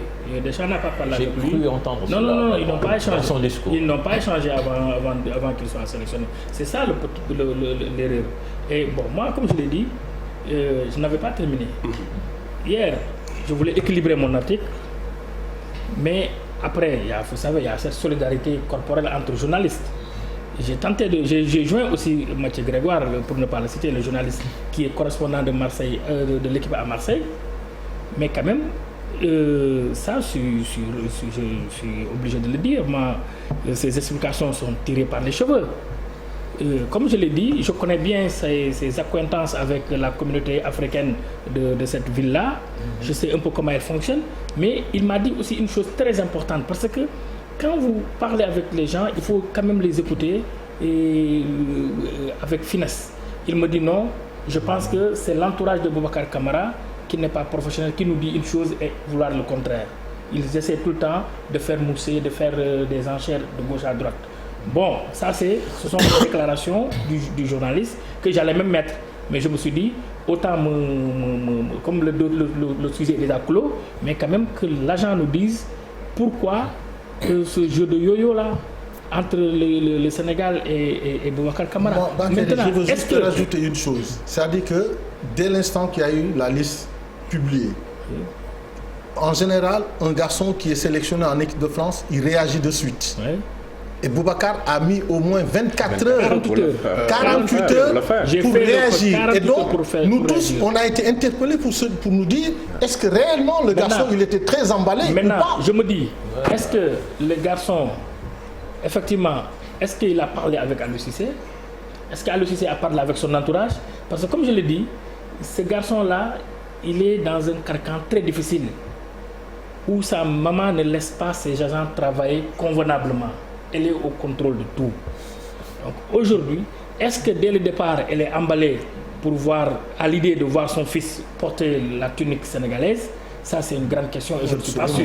Je l'ai dit la dernière fois ici, que moi, je ne prendrai pas cette information avec des pincettes, puisqu'elle provient d'un quotidien aussi sérieux que l'équipe. Mais avec le recul et connaissant un peu l'environnement dans lequel évoluent les garçons, je me suis dit, j'aimerais vraiment voir Bouba ici en équipe nationale. Maintenant, l'autre débat, l'autre sujet qui a un peu taraudé mon esprit, c'est que si ce genre de truc, Aliou Cissé, je sais que c'est quelqu'un qui n'aime pas trop communiquer. Mais à mon avis, le cas Aliou Cissé, c'est lui-même qui prend son bâton de pèlerin, qui fait le tour et qui prêche la bonne parole auprès des joueurs. Il l'a fait avec Abdoulaye Diallo, il l'a fait avec Kalidou Koulibaly, il l'a fait avec Nampalys Mendy, tous ces binationaux. J'ai même vu une fois, c'est pas peu, je pense que quand il était dans un organe là, il avait fait le point sur les différents binationaux qu'Aliou Cissé a convoqués. Aujourd'hui, il est à une vingtaine. Donc, ils ne manifestent pas forcément leur désir d'arborer le maillot du Sénégal, mais d'abord, Aliou Cissé les contacte, il discute avec eux et il lui donne son avis. Et donc, je me dis quelque part, Bouba ne doit pas être une exception si cela n'est pas fait. Il ne faut pas qu'on nous dise que oui, on a gagné la Coupe d'Afrique, maintenant on n'attend personne, on doit continuer notre démarche à aller chercher les binationaux. Maintenant, moi, comme je l'ai dit, les fédéraux, je pars sous leur contrôle, ils savent bien que ce que je dis c'est la vérité. Au niveau de la fédération, on dit, même si le sélectionneur contacte un joueur, il faut que le joueur fasse une démarche qui montre effectivement que ça vient de lui. Ça, c'est une réalité. Parce que quelque part, à ce poste-là, il y avait également notre profil qui nous échappe. C'est Onana. Onana qui va jouer pour la Belgique. Parce que, elle a dit tout à l'heure, on a des joueurs quand même qui commencent à être âgés au milieu de terrain et que le Sénégal quand même... Cher, avant que tu t'évades, vraiment un dernier mot sur Bouba. Bakary Sarr l'a un peu effleuré. Peut-être son entourage. Bouba, ça fait 2 ou 3 ans. Vraiment, et sa com, et ses décisions et tout ça, c'est pas lui c'est pas le modèle sur lequel il faut aller s'agripper. Déjà la façon dont il quitte Marseille même, déjà il lui a tout donné, il part comme ça libre, sans indemnité de transfert. Il faut pas trop l'accabler aussi. Je ne l'accable pas. Moi je cherche quelqu'un qui veut se tuer pour nous. Bouba, il est encore instable. Non, mais attention, c'est très compliqué. Factuellement, le cas Bounassar est là, très frais dans les mémoires. Bien sûr. Vous comprenez un peu. Bounassar, à un moment donné, avait dit qu'il n'a pas été un exemple. Qu'Assad me dise aussi que c'est dans le passé. Mais se référer du passé pour faire le présent. On est obligé. Sur la balance, Bakary, tous ces gamins, Bouba dans et le logique, Bounassar, ils attendent l'équipe de France. Si tu peux à un moment de ta vie prendre ta décision de dire maintenant j'opte pour ça. Bakary et Bouna et Camara, c'est pas comparable. Parce que Bounassar, c'est vrai, il a longtemps attendu, mais à un dernier moment, il était sur le dernier virage de sa carrière. Il avait 29 ans. Oui. Il devait se décider. Oui. Ce n'est pas le cas avec Bouba, qui vient de démarrer sa carrière. Il est encore à l'aune de sa carrière. Il a encore toute une carrière devant lui. Mais Bounassar, quand le Sénégal le pistait, il était encore jeune. En 2018. Mais c'est le même Mathieu Grégoire là qui a écrit que Bounassar était en passe de rejoindre l'équipe nationale. Mais il avait déjà 26 ans. Mais attends, Madi Touré, à l'époque, l'a trouvé à Metz et lui avait même demandé de rejoindre l'équipe nationale du Sénégal. Et il lui a rappelé pendant la CAN en lui disant, tu te rappelles, quand je te disais à l'époque de rejoindre l'équipe nationale du Sénégal, tu n'en as pas voulu. Et même à un moment donné, il était même partant pour aller jouer en Guinée. Ouais. Il était même allé en regroupement. Oui, en regroupement. Et donc, c'est pour dire que ces garçons-là... Mais attention, ça aussi, Edouard Mendy était en regroupement avec la Guinée-Bissau. Oui, mais donc ces garçons-là... Sauf qu'Edouard, c'est le Sénégal qui a un peu tardé à se manifester pour l'avoir. Alors, est-ce que lui... Est-ce que regardez quand même la Coupe du Monde à la télé, quand on voit le milieu de terrain de la France, le milieu titulaire déjà, il y a Chouameni, il y a Kamavinga... Même hormis le milieu, le risque qu'il prend de changer de club, de changer de culture, de changer de ville, de changer de langue. Déjà le choix sportif entre Marseille et Aston Villa. Le mondial, c'est pas en 2024, c'est tout de suite en novembre. Ouais, donc lui, il a vraiment, il prend un gros risque. Mais c'est un garçon aussi, polyvalent. Il peut jouer dans l'axe. Comme il peut jouer au milieu de terrain. On parle d'autre chose. Donc, non. On parle d'autre chose. On parle de quoi? On parle de quoi? On parle de Boubacar Kamara, à ce que je sache. Non, on parle de qui? Mais toutes ces qualités-là, on les connaît. Moi, je te parle de changer de club, d'intégration, d'acclimatation en 3 mois. Parce qu'on rejoue en novembre là, pour le mondial. C'est ça que je dis, c'est assez short, c'est assez risqué. Ça, c'est pour lui. Oui, mais le garçon, il a du talent. Si vraiment vraiment on pense quand même qu'il peut jouer aujourd'hui en équipe nationale de France, c'est parce qu'il a du talent. C'est tout. Déjà, tu dis, on le prend parce qu'il y a des absents. Mais quel que soit Alpha, même s'il y a des absents, et qu'on dise, parce qu'il y a eu la pression des journalistes français à un moment donné, dans la presse, ils ont mis la pression pour demander une convocation pour pas qu'il aille rejoindre l'équipe nationale du Sénégal. Mais pour finir sur cette affaire-là, vous aussi vous rappelez, Alassane Pléa, oui. Il a été convoqué en équipe de France pour lui éviter une sélection avec le Mali, où il est actuellement. Et pourtant, c'était un attaquant extrêmement prometteur qui pouvait apporter énormément de choses. Giroud l'a souvent demandé pour les binationaux. À chaque fois, Giroud, il n'arrêtait pas de demander des sélections pour pas qu'ils aillent rejoindre leur pays d'origine. Mais ça, c'est de bonne guerre. C'est à nous maintenant de nous organiser, de voir comment on peut faire pour récupérer les meilleurs d'entre eux. Parce que ce n'est pas nous qui les avons formés. Donc, qu'est-ce qu'on peut faire? On peut juste aller les chercher, leur proposer de venir rendre service à leur pays d'origine. Ça, c'est un fait. Maintenant, pour ce cas précis, moi, je dis que c'est un garçon talentueux. Il est polyvalent. Il joue dans l'axe à Marseille. Il joue au milieu de terrain. Et aujourd'hui, qu'est-ce que les gens se disent? Que peut-être le fait de le retrouver en équipe nationale de France, mais c'est dommage pour nous, mais c'est tout, c'est la vie. Et on va continuer. Vous savez, cher, moi, je me dis que quelque part, pour finir, 95% de nos joueurs choisissent les pays africains par défaut. Ça, il faut le reconnaître. Mais aujourd'hui, le cas Boubacar Kamara devait interpeller son entourage. Malheureusement, ils n'ont pas compris ça ici, mais moi je le comprends très bien parce que je me dis quelque part, c'est un Français, il est né en France, il ne connaît rien du Sénégal. Et à un moment donné, ils vont se dire que ça, c'est la suite logique des événements. Ça, c'est bien, on est d'accord. Le fait d'être international français sur le marché des transferts, ça n'a rien à voir avec le fait d'être international sénégalais, mais sur le plan sportif, il perd. Absolument. Il faut reconnaître. Parce que aujourd'hui, quand il dit qu'il ne connaît pas le Sénégal, je pense que là aussi il faut relativiser, parce que le gosse, il n'est entouré que de Sénégalais. Il ne fréquente que des Sénégalais. Cela ne lui fait pas connaître le Sénégal. Je sais bien que ses meilleurs amis sont des Sénégalais et tout. C'est un garçon que moi je connais bien, que j'ai vu grandir un tout petit peu, mais que je le dis aujourd'hui, sportivement, il perd plus qu'il en gagne. Parce que c'est vrai, la France c'est bien, la France est beaucoup plus cotée que le Sénégal, mais il faut regarder un peu les joueurs qui ont son profil et ses concurrents. Est-ce que dans son entourage, il y avait un plan de carrière? Non, c'est justement je pense qu'il n'avait pas ce plan de carrière.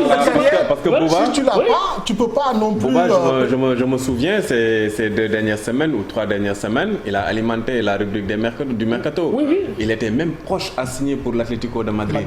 À un certain moment, il a décéléré pour choisir quoi? Aston Villa. Il passe de l'Atlético à Aston Villa. Comme ça s'est fait. L'Atlético, c'est un peu désintéressé. Mais ça aussi, attention, ça aussi, Aston Villa, c'est une belle piste pour lui. Hein. Financièrement parlant. Non, mais pas sportivement, je ne pense pas que ça soit mieux que l'OM. Non, sportivement parlant. Est-ce que Non, l'OM va jouer la Ligue des Champions. L'OM, c'est un... Oui, sportivement parlant. Les garçons, il te dit, j'ai fait 5 ans à l'Olympique de Marseille. Il était capitaine, c'est très bien. Mais aujourd'hui, il franchit un palier. Il franchit un palier et il va découvrir autre chose. Donc, sur le plan sportif, il peut se dire, moi, ce n'est pas l'argent qui m'intéresse et tout. Moi, je veux quelque chose de truc. Mais là-bas, il a une garantie. Non, il a une garantie là-bas. Gérard le voulait, le club devient ambitieux. Gérard est venu le voir. Vous l'avez dit, il est polyvalent. À son âge, c'est un très bon choix. Aller avec Gérard. Moi, c'est surtout le choix. Est-ce que effectivement il y a un choix de à son carrière? âge, il peut progresser. Maintenant, est-ce qu'il sera là comme le cas Issa Diop? Parce qu'on a connu ici Issa Diop qu'on courtisait à un moment donné pour faire venir au Sénégal et après il avait choisi d'aller à West Ham. Et est-ce que ça a donné les résultats escomptés? Non, pas du tout. Et finalement, aujourd'hui, il est aux oubliettes par rapport à l'équipe de France parce qu'il en avait aussi de Diakhaby qui était dans cette affaire-là, il ne faut pas trop accabler Aliou Cissé parce que jusqu'au jour d'aujourd'hui, il n'a pas fait de sortie. Donc, comme je l'ai dit, il doit pouvoir continuer à bénéficier de circonstances atténuantes parce qu'on ne sait pas. Mais si réellement pas des circonstances atténuantes. Le journaliste qui a écrit l'article là, quand je l'ai interpellé hier, je lui ai dit, est-ce que vous êtes sûr que Aliou Cissé a contacté Boubacar Kamara? Il m'a dit non. Non. Il m'a dit, c'est lui qui est à l'origine de cet article-là. Il m'a dit non, je ne suis pas sûr. Je lui ai dit alors, Je vous dis, s'il y a quelqu'un qui doit dire la vérité, c'est bien ce journaliste-là. Voilà. Les autres qui n'ont rien dit, ils n'ont pas dit de mensonge, donc ils n'ont pas. Parce que c'est quelqu'un qui dit un mensonge qui va dire une vérité. Il m'a dit, je ne suis pas sûr. Ali n'a rien dit. Voilà, merci les amis. Le dernier sujet donc, de ce magazine qui va concerner Pape Matar Sarr, qui est l'avenir pour le milieu de terrain du Sénégal, le joueur du FC Metz, prêté par Tottenham, qui doit rejoindre même en fin de saison, début de saison prochaine. Doit-il continuer sa carrière à Tottenham ou solliciter un prêt pour prétendre bouleverser la hiérarchie en sélection? Élément de réponse dans ce sujet signé Marcel Moron. À Metz, depuis ses 18 ans, en provenance de Génération Foot, son club formateur, Pape Matar Sarr a été par la suite transféré, plus précisément en août dernier, puis prêté par Tottenham jusqu'à la fin de la saison au FC Metz. Une fin de saison compliquée, car le milieu de terrain n'a pas réussi le maintien avec les Grenats. Avec 33 matchs, 1 but marqué et 3 passes décisives. Pape Matar Sarr aura-t-il ses chances avec Antonio Conte, l'entraîneur de Tottenham, la saison prochaine, ou sera-t-il encore prêté pour trouver plus de temps de jeu avant le mondial Qatar 2022 avec les Lions? S'il y a quelqu'un qui le connaît mieux que tout le monde sur ce plateau, c'est bien Talafal. Même que toi, je pense que oui. Tu as vécu avec lui. Alors, Ismaïla Sarr, Pape Matar Sarr plutôt, qui, on va le dire, n'a pas fait une grande saison quand même cette année avec le Football Club de Metz, relégué en 2e division. Alors, qu'est-ce qu'il doit faire, le joueur? Bon, c'est vrai que c'est la propriété de Tottenham. Le joueur, déjà, a-t-il l'étoffe avec ce qu'il a montré cette saison pour être titulaire dans cette équipe de Tottenham, ou bien doit-il changer de club? Ben, si on compare les 2 saisons, il n'y a pas photo. L'année dernière, il a flambé, il a donné raison à ses recruteurs qui l'ont pris à Tottenham et qui ont déboursé au moins 18 millions d'euros pour ce garçon. Donc, ce n'était pas cher payé du tout. Et pour moi, cette année, je pense qu'il y a eu quand même pas mal de soucis avec son entraîneur, Antonetti, de même que tous les autres garçons qui sont là-bas. Et quelque part, je pense que c'est ça qui l'a un peu freiné. Parce que c'est un garçon qui marche à l'affect et qui n'a pas eu le soutien à un moment donné de son coach, qui avait l'habitude de lui parler. Par contre, ce dont je peux me rappeler, c'est que dès l'instant que le transfert a été fait, Antonetti a demandé à ce que le garçon ne revienne pas. Parce qu'il s'est dit qu'il ne va pas se donner comme il se doit aux matchs qui vont venir à Metz.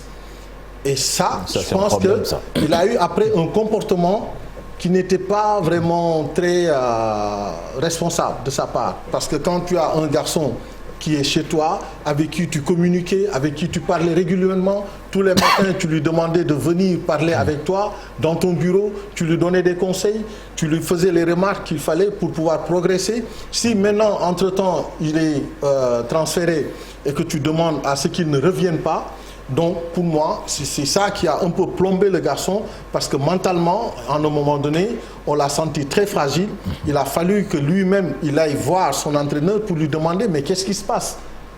Et ça, aujourd'hui, un entraîneur, il se doit aussi d'être quand même près de ses joueurs, de pouvoir les parler, de pouvoir les encadrer, de pouvoir les accompagner comme il se doit, ce qu'il n'a pas fait. Et je pense que lui aussi, quelque part, ça n'a pas du tout fonctionné dans sa tête. Et mentalement, il l'a subi. Voilà, tu es le sage du plateau, Aizan. Qu'est-ce que tu lui conseillerais à ce jeune? Est-ce que Tottenham, c'est le moment? Non, ça c'est déjà trop tard, chef. Ça c'est déjà fait. Pour être joueur de Tottenham, c'est déjà fait. Il a signé, il appartient à Tottenham. Maintenant, il est très jeune, ça va trop vite. Malheureusement, bon, là, Tal ne parle que de son entraîneur. Ailleurs, on a parlé d'entourage. Il a besoin d'être entouré. Il a besoin encore de travail, d'apprendre. Il est encore très, très, très jeune. Il est à l'orée de sa carrière. Ça ne peut pas être facile comme tape sur un claquement de doigts. Tu deviens Messi ou Neymar ou Mbappé. Il faut qu'on lui dise qu'il faut qu'il travaille, il faut qu'on l'approche, qu'on l'encadre. Si Antonetti l'a lâché à un moment, une saison est partie, j'ai l'impression aussi que même Tottenham, parce que selon les informations qu'on a, il va arriver Conte va le voir, mais il va être prêté éventuellement en Championship pour avoir du temps de jeu, pour mûrir, pour s'aguerrir. Il a encore tout devant lui, pas mal. Quand je pose cette question, Bakary, c'est que le gosse, il a rejoint l'équipe nationale du Sénégal, je pense qu'il y a juste un an. C'est au mois de juin, mois de mars. Mois de mars, donc ça fait pratiquement un an. On a du mal à le voir titulaire en sélection et on se dit que s'il ne joue pas en club régulièrement, est-ce qu'il va faire la Coupe du Monde en tant que joueur majeur de cette équipe? Bon, j'aimerais voir Tala après. S'il ne joue pas régulièrement, si Tala viendra ici sur le plateau pour dire que oui, il ne doit pas être sélectionné. Donc il y a beaucoup de facteurs qui font... Si on l'accorde aux autres, pourquoi pas à lui? Il y a beaucoup de facteurs. Il y a beaucoup de facteurs.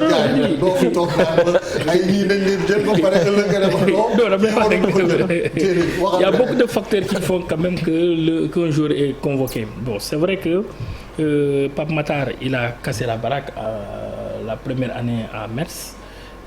D'ailleurs, c'est ce qui a fait que les recruteurs de Tottenham ont coché son nom sur la liste des joueurs qu'ils ont finalement transférés.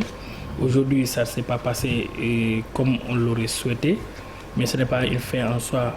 C'est vrai que derrière, Tottenham est qualifié à la Ligue des Champions. Tottenham va essayer de se renforcer avec des joueurs aguerris. Est-ce que aujourd'hui, Pape Matar Sarr a les épaules assez larges pour concurrencer, n'est-ce pas, les éléments qui sont déjà sur place dans l'entrejeu de cette équipe-là? Je ne suis pas sûr. Mais quand même, je pense qu'il peut, à mon avis, même si Tottenham pense qu'aujourd'hui on doit le garder, je pense que ce ne sera pas une mauvaise chose. Il pourra essayer de s'entraîner avec eux, s'aguerrir, essayer de changer un tout petit peu son profil, parce que c'est un garçon qui physiquement n'est pas encore au top. Il lui faut beaucoup de choses. Sauf qu'il y a des joueurs qui ont été en première ligue physiquement, qui n'étaient pas au top et qui sont devenus des légendes de la première ligue. Je pense à Robert Pires, par exemple. Bien sûr, bien entendu, ils peuvent s'aguerrir, ils peuvent changer de trucs. L'essentiel, c'est de travailler. Maintenant, après, si on veut me demander, moi, à mon avis personnel, je me dis, s'il peut bel et bien avoir un club où il pourra avoir un bon temps de jeu, consistant, je pense que ce serait encore mieux pour lui, parce qu'il est encore jeune, il n'a même pas 20 ans. Sauf qu'être prêté, il va falloir encore qu'il s'investisse davantage. Il peut faire la surprise. Non, je pense que il faut qu'il soit prêt physiquement. Non, mais c'est ça la mine. Ça se travaille, ça ne s'improvise pas. Un jour, il a besoin de travailler régulièrement ses faiblesses. Et de ce côté-là... Voilà, la mine dure, on le sait, Pape Matar, c'est un gosse pétri de talent. Est-ce que là, vous le voyez donc capable de relever ce défi durant l'intersaison, convaincre complètement son entraîneur pour s'imposer dans cette équipe de Tottenham? Oui, vous l'avez dit, Pape Matar, c'est le talent. C'est vrai que les deux championnats diffèrent. Si on se fie tout simplement sur son transfert de Génération Foot à Metz, et que le joueur est venu automatiquement se fondre dans la masse et faire une superbe première année à 18 ans. La seule chose positive peut-être, c'est qu'il a le mental, parce qu'il a découvert un nouvel environnement, une nouvelle organisation, un nouveau planning d'entraînement. Si ce n'est pas la continuité, si Metz ne donne pas son planning d'entraînement à Génération Foot, si ce n'est pas la continuité, je ne sais pas. Mais aujourd'hui, c'est acquis, c'est fait, il part à Tottenham. Et qui est à Tottenham, c'est Antonio Conte. Tout le monde sait qu'il n'est pas féru de lancer des jeunes très tôt dans son effectif. Il est adepte, il est un peu conservateur par rapport à son effectif. Et dans le milieu de terrain de Tottenham, il y a qui? Il y a Ryan Sessegnon qui a apparemment le Hojbjerg, il y a Betancourt. Il y a Betancourt, donc c'est déjà du monde devant lui. Mais je pense qu'aujourd'hui, il a des agents, il a des conseils. Et moi, à mon avis, si j'avais un petit mot à toucher à ce jour-là, c'est qu'il brûle pas les étapes. Il est encore très jeune. Pourquoi pas ne pas se faire prêter, parce que il aura du temps de jeu et il a commencé à s'installer un tout petit peu au niveau de l'équipe nationale. Et pourquoi pas chercher ce temps de jeu-là qui pourrait lui permettre de disputer cette Coupe du Monde-là. Mais à Tottenham, aujourd'hui, je pense que à mon avis, il est très tôt de pouvoir sauter le pas parce que non seulement les deux championnats ne sont pas pareils, Metz ne va pas très loin dans la Coupe nationale, la Coupe de France. Ça, on est éliminé très vite. Le championnat, on se bat tous les jours pour le maintien. Or, Tottenham, les exigences sont élevées. C'est une équipe de Ligue des Champions, c'est une équipe qui joue la Coupe de la Ligue, c'est une équipe qui joue la FA Cup. Donc, c'est énormément de matchs. Est-ce qu'aujourd'hui, ça ne va pas le desservir?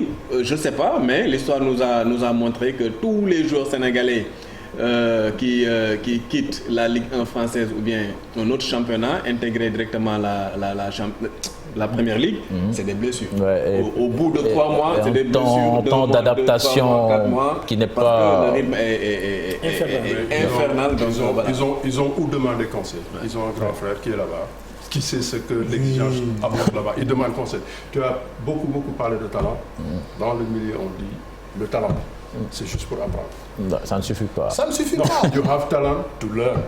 Mais toi, on ne peut pas t'apprendre à jouer au foot, être un bon footballeur, parce que tu n'as pas le talent. Mais lui qui a le talent, il a encore tout à apprendre. Il y a des exigences dans ce milieu. Aujourd'hui, comme Sadio a eu à le faire, il connaît les rudiments du football professionnel. Et donc, c'est sûr que lui, il peut accompagner tous ces garçons-là. Parce qu'aujourd'hui, quand on voit que Ismaïla va même jusqu'à chercher lui aussi un préparateur physique, donc individuel, parce qu'il en a besoin. Un garçon comme Matar Sarr, dans son entourage, comme aussi a eu à le dire, m'a dit en off, on en discutait, il s'attend à ce que le garçon soit bien structuré au niveau de la préparation physique. Lui trouver un entraîneur capable de pouvoir le faire relever ce défi-là. C'est un challenge. Le football, c'est un challenge. Et à lui de le relever. Pas Matar, son papa n'est pas un tailleur, que je sache. C'est ça. Il a de quoi. Il y a de quoi. De ce côté-là, je pense quand même que les gens sont bien travailler sauf que cette dernière année, FC Metz quand même nous a un peu douché. Parce qu'après la première année, on s'attendait à ce que le garçon explose carrément. Ça n'a pas été le cas. Peut-être que ce transfert en début de saison à Tottenham quand même l'a un peu inhibé. Absolument, parce qu'un joueur, dans la tête de l'entraîneur, un joueur qui doit quitter ton effectif, tu ne vas pas bâtir ton jeu autour de ce joueur-là, parce que ça va fausser après les dons, ça va fausser les calculs. Donc ce que Tala vient de dire, il était un peu remonté en filigrane, ce que j'ai cru entendre, mais Antonetti ne devait pas être remonté contre le jeune. Qui l'a vendu? Est-ce que c'est pas Matar Sarr qui s'est proposé à Tottenham? C'est le président qui paye. Et c'est lui qui dit je vends. Et il n'a même pas été informé. En faisant le transfert, on ne l'a même pas informé. Mais sinon, on ne pourrait pas le payer. Oui, mais voilà, c'est ça. Les caisses du FC Metz, quand même, bien remplies. Bon, on va finir avec cette grosse actualité du week-end. Avant d'accueillir Madio Pech tout à l'heure, c'est la prolongation de Kylian Mbappé au Paris Saint-Germain. Il était attendu au Real Madrid, malheureusement, pour les Merengues. Il reste au Paris Saint-Germain. Alors, au grand bonheur de Tala, qui est un fan du PSG, Bakary. Le fait que Mbappé reste au Paris Saint-Germain, est-ce que quelque part ça bloque un peu le marché? Bon, je ne sais pas, Mbappé... Quand je dis ça bloque le marché, je pense à quelqu'un. Bah, c'est à qui? Pense à Sadio peut-être, parce que si Mbappé était parti, ça allait complètement ouvrir le marché avec un jeu de chaises musicales. Malheureusement, il est resté. Bon, en toute franchise, je ne sais pas. Ce que je sais, c'est que Sadio Mané est sous contrat avec Liverpool. Il lui reste 1 an. Aujourd'hui, il y a beaucoup de rumeurs qui circulent. On la voit un peu partout. Attendons de voir ce que ça va donner. Mais c'est sûr, oui. Bayern, un peu partout. On parle du Bayern, on parle du Paris Saint-Germain, on parle de Real ou encore du FC Barcelone. Mais c'est juste des rumeurs. Hein. Moi, j'ai entendu ces rumeurs-là, je les ai lues au même titre que tout le monde. Maintenant, comme je l'ai dit, Sadio, il lui reste 1 an de contrat avec Liverpool et c'est quelqu'un qui respecte ses engagements. Maintenant, on verra ce que ça va se donner. Respecte. Non, ensemble on rigole. Il veut vraiment nous faire. Respecte ses engagements. On est d'accord. Alors, ce non-transfert, ou bien ce faux départ de Mbappé, quelque part, comment est-ce que vous l'avez vécu en tant que fan de foot? Faux départ, je ne sais pas. Faux départ, je ne sais pas. Mbappé est dans un club qui est une propriété du Qatar. Qatar qui veut organiser son mondial, Qatar qui veut qu'un nom ronflant, c'était quand même... ça allait être un échec cuisant s'il perdait Mbappé. Ils ont mis tous les moyens pour le garder, au point de lui-même offrir le club, ce qu'on ne sait pas bien faire au PSG. On va même lui donner ce que le président a démenti. Tout ce qui est qu'au pouvoir. Donc maintenant, Mbappé, soit parti, soit pas parti. De l'autre côté, Sadio, il a travaillé à la sueur de son front. Il mérite salaire et c'est pas lui qui sera demandeur. Donc Bakary nous dit il va rester 1 an là-bas, d'accord. Mais tout le monde veut Sadio parce que ouais. Donc PSG ou pas, il a fait ce. Ça veut rien dire. Non, ouais. Même Mbappé qui s'est prononcé sur cette affaire-là en disant que lui-même il a proposé au Paris Saint-Germain de faire le transfert à l'époque. Ouais. Parce qu'il lui restait encore 1 an de contrat et qu'il voulait qu'il soit transféré et que le club puisse récupérer de l'argent pour pouvoir au moins trouver d'autres joueurs capables de relever les défis. Mais par contre, le travail qui a été fait en amont, c'est-à-dire que les Qataris se sont arrangés pour régler le problème financier du fair play. D'abord, pour le faire sauter jusqu'en 2025. 23. Ça va revenir, mais ça va revenir en 23. Mais déjà, c'est déjà acté. Ils ont déjà négocié avec l'UEFA pour que le fair play financier ne soit effectif qu'à partir de 2025. Et donc, à partir de ce moment-là, ça leur donnait une grande marge de pouvoir négocier le contrat du garçon. Et ce qu'ils ont bien réussi en mettant tous les moyens, en se disant, qu'est-ce que tu veux ? Parce que même si l'État français s'était même mêlé dans cette affaire-là, c'est parce que c'était une question d'honneur pour le peuple français, en se disant si on perd notre pépite qui va aller rejoindre un autre championnat, c'est pas vraiment très reluisant et même sur le plan de la com au niveau du football français pour la Ligue 1. Donc ils se sont donné les moyens en disant maintenant quelles sont tes exigences.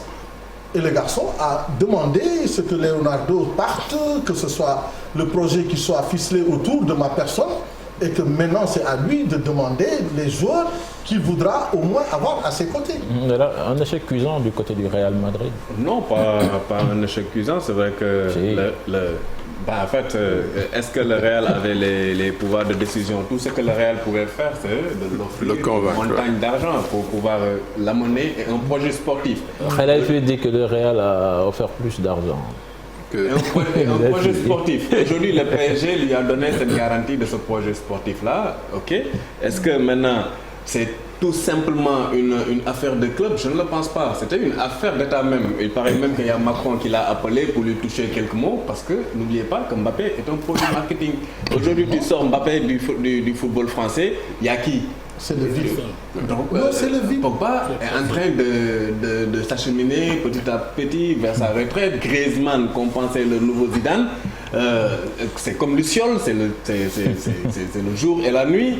Donc il y avait comme Mbappé qui, depuis ses débuts de professionnalisme, il est resté sur la constance. Et que cette constance-là, aujourd'hui, il n'y a pas pareil dans ce monde, dans ce grand circuit du football professionnel comme Mbappé. Aujourd'hui, le Paris Saint-Germain avait tout à faire pour exploser sa banque, non seulement pour le garder, et également que la France puisse bénéficier de l'image marketing de sa pépite dans ses pelouses de Ligue 1. Sinon, ça... Surtout que Unai Emery amène à dire que oui, Mbappé a perturbé le marché.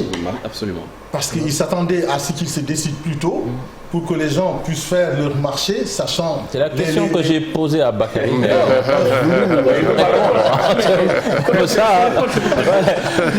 Parce que quelque part, je me dis qu'il a même empêché Erling Haaland de signer pour le Real Madrid. Mais absolument, parce que c'était prévu dans les tablettes c'est ça, du Real. Et finalement, ça ne s'est pas fait. Il est parti à City. Mbappé qui ne vient plus au Real. Donc, quel est le plus gros transfert que le Real pourra faire sur le marché? Serge Gnabry, peut-être. Du Bayern de Munich, Sadio Mané au Bayern de Munich. C'est très probable. Ce sont des rumeurs, comme je l'ai dit. Mais tout commence par des rumeurs. Les gros transferts commencent toujours par des rumeurs. Direct ou indirect entre ces clubs-là et Sadio. Moi, je lis des choses. Et on sait que Liverpool ne laissera jamais Sadio partir libre. Soit il prolonge, soit il part. Il dit que même ils sont prêts à le doubler le salaire. Non, par rapport au salaire, ça aussi, les gens ne font que dire des supputations. C'est que tout ce que j'ai vu sur le salaire de Sadio Mané est faux. Ça, je vous le dis tout de suite. Tout ce que j'ai vu. Non, c'est pour le garder. Ils sont prêts à doubler d'après certaines informations. Ah bon? C'est moi qui l'ai écrit. Voilà, moi j'ai fait également. Je le connais très bien. On a partagé la rédaction. Je sais comment il fonctionne.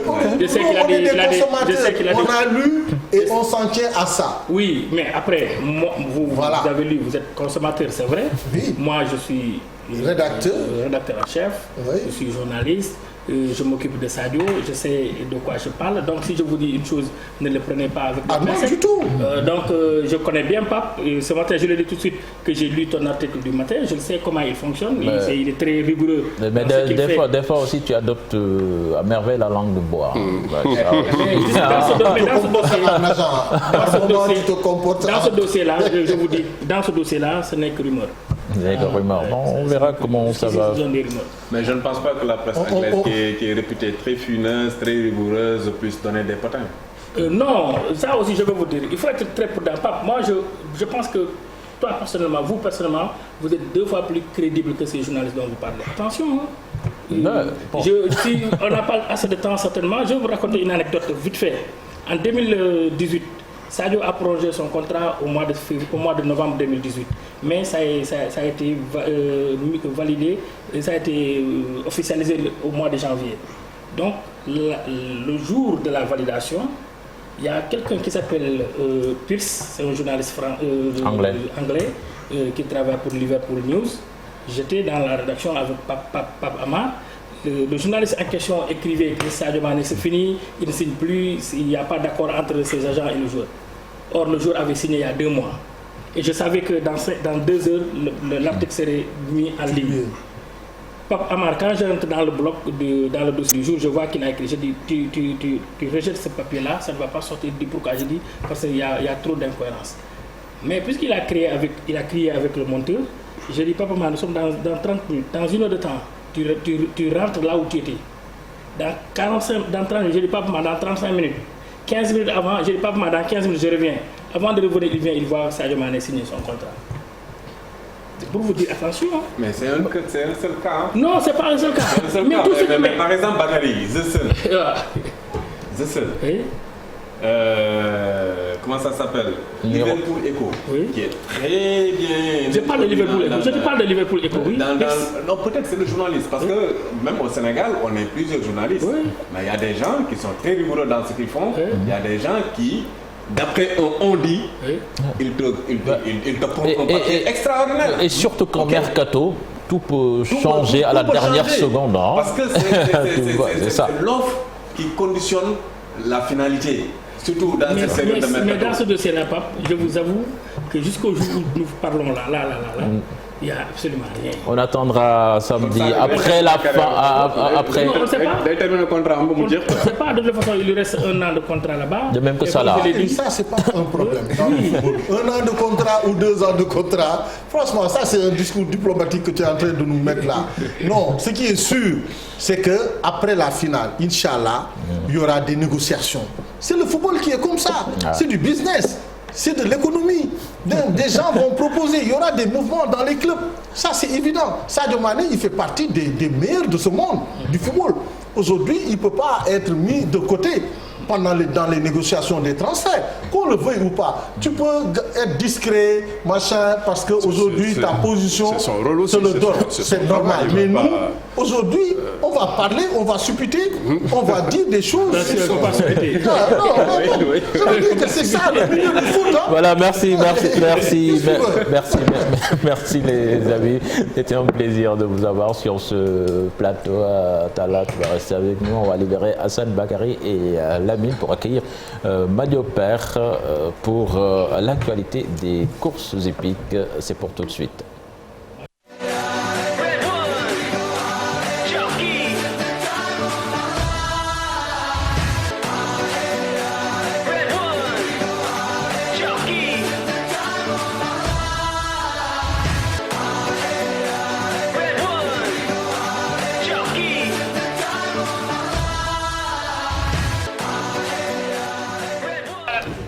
Madio Père maa ngi leen nuyu.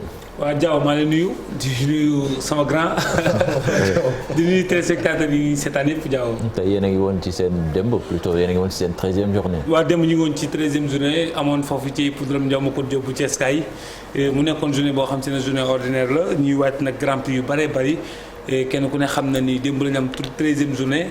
13 journées yi nag benn grand prix lañ ci amagul muy grand prix Lonase mais fi ñu toll nii nag ñu ngi waaj grand prix ensemble dimanche bi ñu jëm incha allah ñu ngi waaj tamit grand prix renaissance africaine mu nekk grand prix boo xam si ne amateur yëpp ñu ngi koy xaar ndaxte grand prix boo xamante la bokk na ci grand prix yi gën a rëy ak grand prix Kirène ak grand prix chef de l'état yooyu yëpp mi ngi suñu kanam ak grand prix première dame à Louga yooyu yëpp mi ngi suñu kanam mais démb daal amaloon nañ benn journée bu spéciale foofu ci hippodrome El Hadj Ndiaw Macodou Diop dañuy daal di dem rek ñu seetaan course bi nga xamante ni moo nekkoon course naaru góor yi te maxa bu professeur Sakhi Thiam raw ko ñu dem seetaan ko course bu neex a neex la te ñëwaat ci plateau bi Cheikh Tidiane Diaw.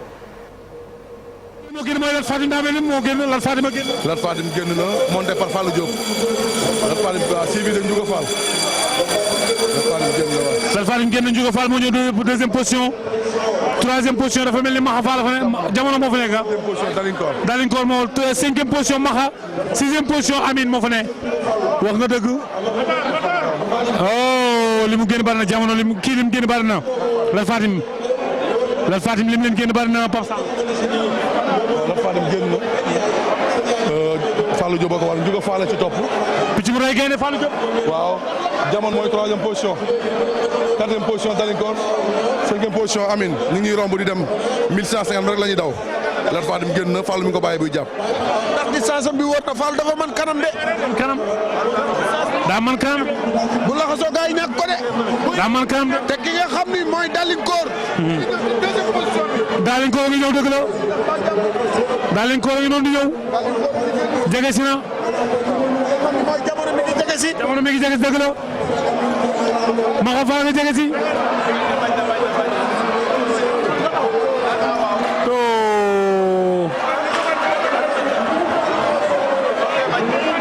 ndeysaan jugaat na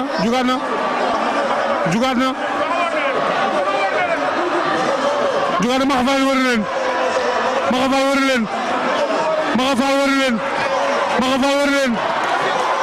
wër leen bàyyeekul de Lat Fatim bàyyeekul de waaye wër leen ko sëkkatal moom it Maxa rawagul de ñu ko dem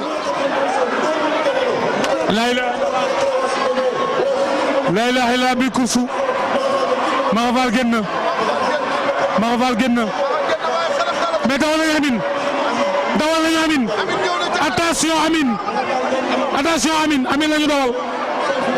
Amine lañu dawal attention Maxa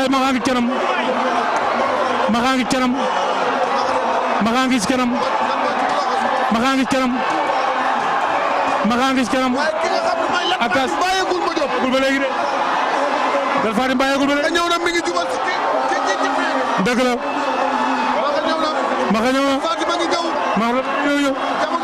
bilaay walaay talaay attention les is attention première Maxa deuxième Ndiouga Fall troisième Lat Fatim quatrième numéro 2 Amine numéro 2 Amine cinquième numéro 1 Jamono.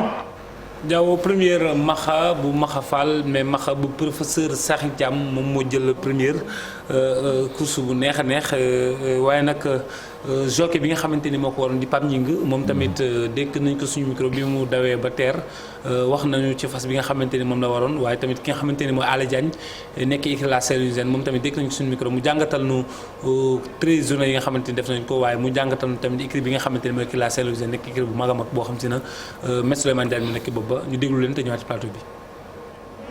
wax nga dëgg fas wi sama xol daf ci sedd parce que boo xoolee depuis ñu séparé wu yàlla dogal na ci kàttanam fas wi ci mën la mujj a rawee boobu ba léegi muy daw di daw contre performance ñi naan bàyyi na daw ñi naan pam ñi nga maagal la ba yàlla boolewaat ñu ci kàttanam dimanche passé yàlla mayaan ma ci ndam mënoon naa ko war tamit mu passé à côté comme l'autre jour mais yàlla defu ko kon nag donc yàlla mi ma ci may ndam maa ngi ciy sant yàlla bu baax di sant samay waajur. nan nga jàngatee saison 2022 bi tey ñoom 13 journées. waaw ça va ñu ngi avancé ndànk-ndànk rek donc 13 journées c'est bien ñuy ñaan gars yi mën dem ba am 20-25 journées donte xaw na xat mais loolu la propriétaire yëpp bëgg daal ñu yokk journée yi et puis ñu revoir un peu allocation yi pour gars yi mën ci gis seen bopp quoi muy jockey yi di entraîneurs yi di propriétaire yi. écurie La Saint-Louisienne fu mu toll ci liggéey bi. waaw ñu ngi liggéey am nañu ay mool yu ñuy dawal cette année mais liggéey bi vraiment jàpp naa ni buñ ko mënee gën a gis xëy na boori 2023 jàpp 2024 lay doon parce que on a eu pas mal de difficultés notamment ay mortalité ak yooyu mais ñu ngi liggéey pour dellu si waat en force quoi. jërëjëf merci beaucoup. kooku moo nekk Alé Diagne écurie La Saint-Louisienne moom tamit mu defal nu jàngat bu am solo ci 13e journée bi waaye ci écurie La Saint-Louisienne bi nga xamante ni Maître Souleymane Diagne mu nekk boobu xanaa rek jaaw ñu joxe programme bi nga xamante ni moo fa amoon démb. démb ñu ngi fa amoon 5 catégories première course bi ñi ko doon daw ñoom ñoo nekkoon plus de 2 ans yi mooy moo yam ñaaret ñu ngi doon daw ci distance su 1650 mètres bi ñu dawee ba teer ki jëraw gàtt gi mu nekk Arafat bu Jibi Ndiaye ci temps wu 2 minutes 25 secondes deuxième bi nekk ki nga xamante ne mooy Moubarak troisième bi nekk Tonton Bassirou quatrième bi nekk ki nga xamante ne mooy Dikel bi cinquième bi nekk Mbaye Babacar deuxième course bi pour les de 3 ans yi ñoo ko doon daw mooy moo li am ñetti at ñu ngi doon daw ci distance su 1650 mètres bi ñu dawee ba teer ki jël raw gàddu gi moo nekk ki nga xamante mooy Lougaloo bu Omar Ba Junior ci temps 2 minutes 27 secondes deuxième bi nekk Elimane deuxième bi nekk ki nga xamante ne mooy la reine de Saba troisième bi nekk Elimane quatrième bi nekk 7 cinquième bi nekk ki nga xamante ni mooy Baye Bara Dieng troisième course bi groupe 3 ñoom ñoo ko doon daw ci distance su 1650 mètres ñoom tamit bi ñu dawee ba teer ki nga xamante ni moo jëraw gàddu gi moo nekk El Capo bu Omar Ba Junior ci temps 2 minutes 26 secondes deuxième bi nekk Abdourahim troisième bi nekk ki nga xamante ni mooy Karim quatrième bi nekk ki nga xamante ni moom macha allah mooy tamit Damel Amari Ngone Sabel cinquième bi nekk ki nga xamante ni mooy Zarak quatrième course bi ñu ko doon daw ñu nekk groupe 1 mooy naaru góor yi ñoom tamit ñu ngi doon daw ci temps ñu ngi doon daw ci distance su 1650 mètres bi ñu dawee ba teer ki jëraw gàdd gi mooy Maxa Fall bu professeur Sakhi Thiam ci temps wu 2 minutes 26 secondes deuxième bi nekk ki nga xamante ne mooy Ndiouga Fall troisième bi nekk Lat Fatim quatrième nekk Amine cinquième bi nekk Jamono cinquième course bi groupe 2 ñoom ñoo ko doon daw ci distance su 1650 mètres bi ñu dawee ba teer ki jëraw gàdd gi mu nekk Laaw ci temps wu 2 minutes 29 secondes deuxième bi nekk Bel bu Abdou Khadir Mbaye troisième bi nekk Black Motor quatrième bi nekk Dolly cinquième bi nekk Linguère Teng loolu mu amoon dépp ci hippodrome Ndiaw mu ko yóbbu ci Sky mu nekkoon 13e journée. incha allah dimanche ñu ngi jëm ci grand prix assemblée nationale incha allah. voilà ñaata journée la. instant bi ñu ngi am 13. waaw non mais ñaata la saison bi. saison bi dañ am 20 22 23. ah kon saison bi kat des na di. saison bi des na waay. c'est vrai que saison bi ren li ñu xaw a handicapé tout rek mooy grand prix yi yéex commencé xam nga bu njëkk grand prix dañ ko doon tas ci biir 20 yi. waaw mais ren dawal nañ lu mat 10 journée ba 11 amuñu benn grand prix yëpp ordinaire lañ doon dawal. loolu nag moo xaw a handicapé CNG bi moo xaw a tamit indi jafe-jafe ci fas yi tuuti rek. ndaxte dimanche bu ne nga bëgg a ñëw daw si grand prix te grand prix day xaw a tar. mi ngi mel ni jour grand jour boo xam te ne da ngay am match yu mag. match yu grand ay grand combat ay grand combat. merci Madiop, merci à Talla et à tous nos invités, merci à l'équipe technique qui nous a aidé à la présentation de cette émission. Excellente suite des programmes en compagnie de la Télé Futur Média. Au revoir.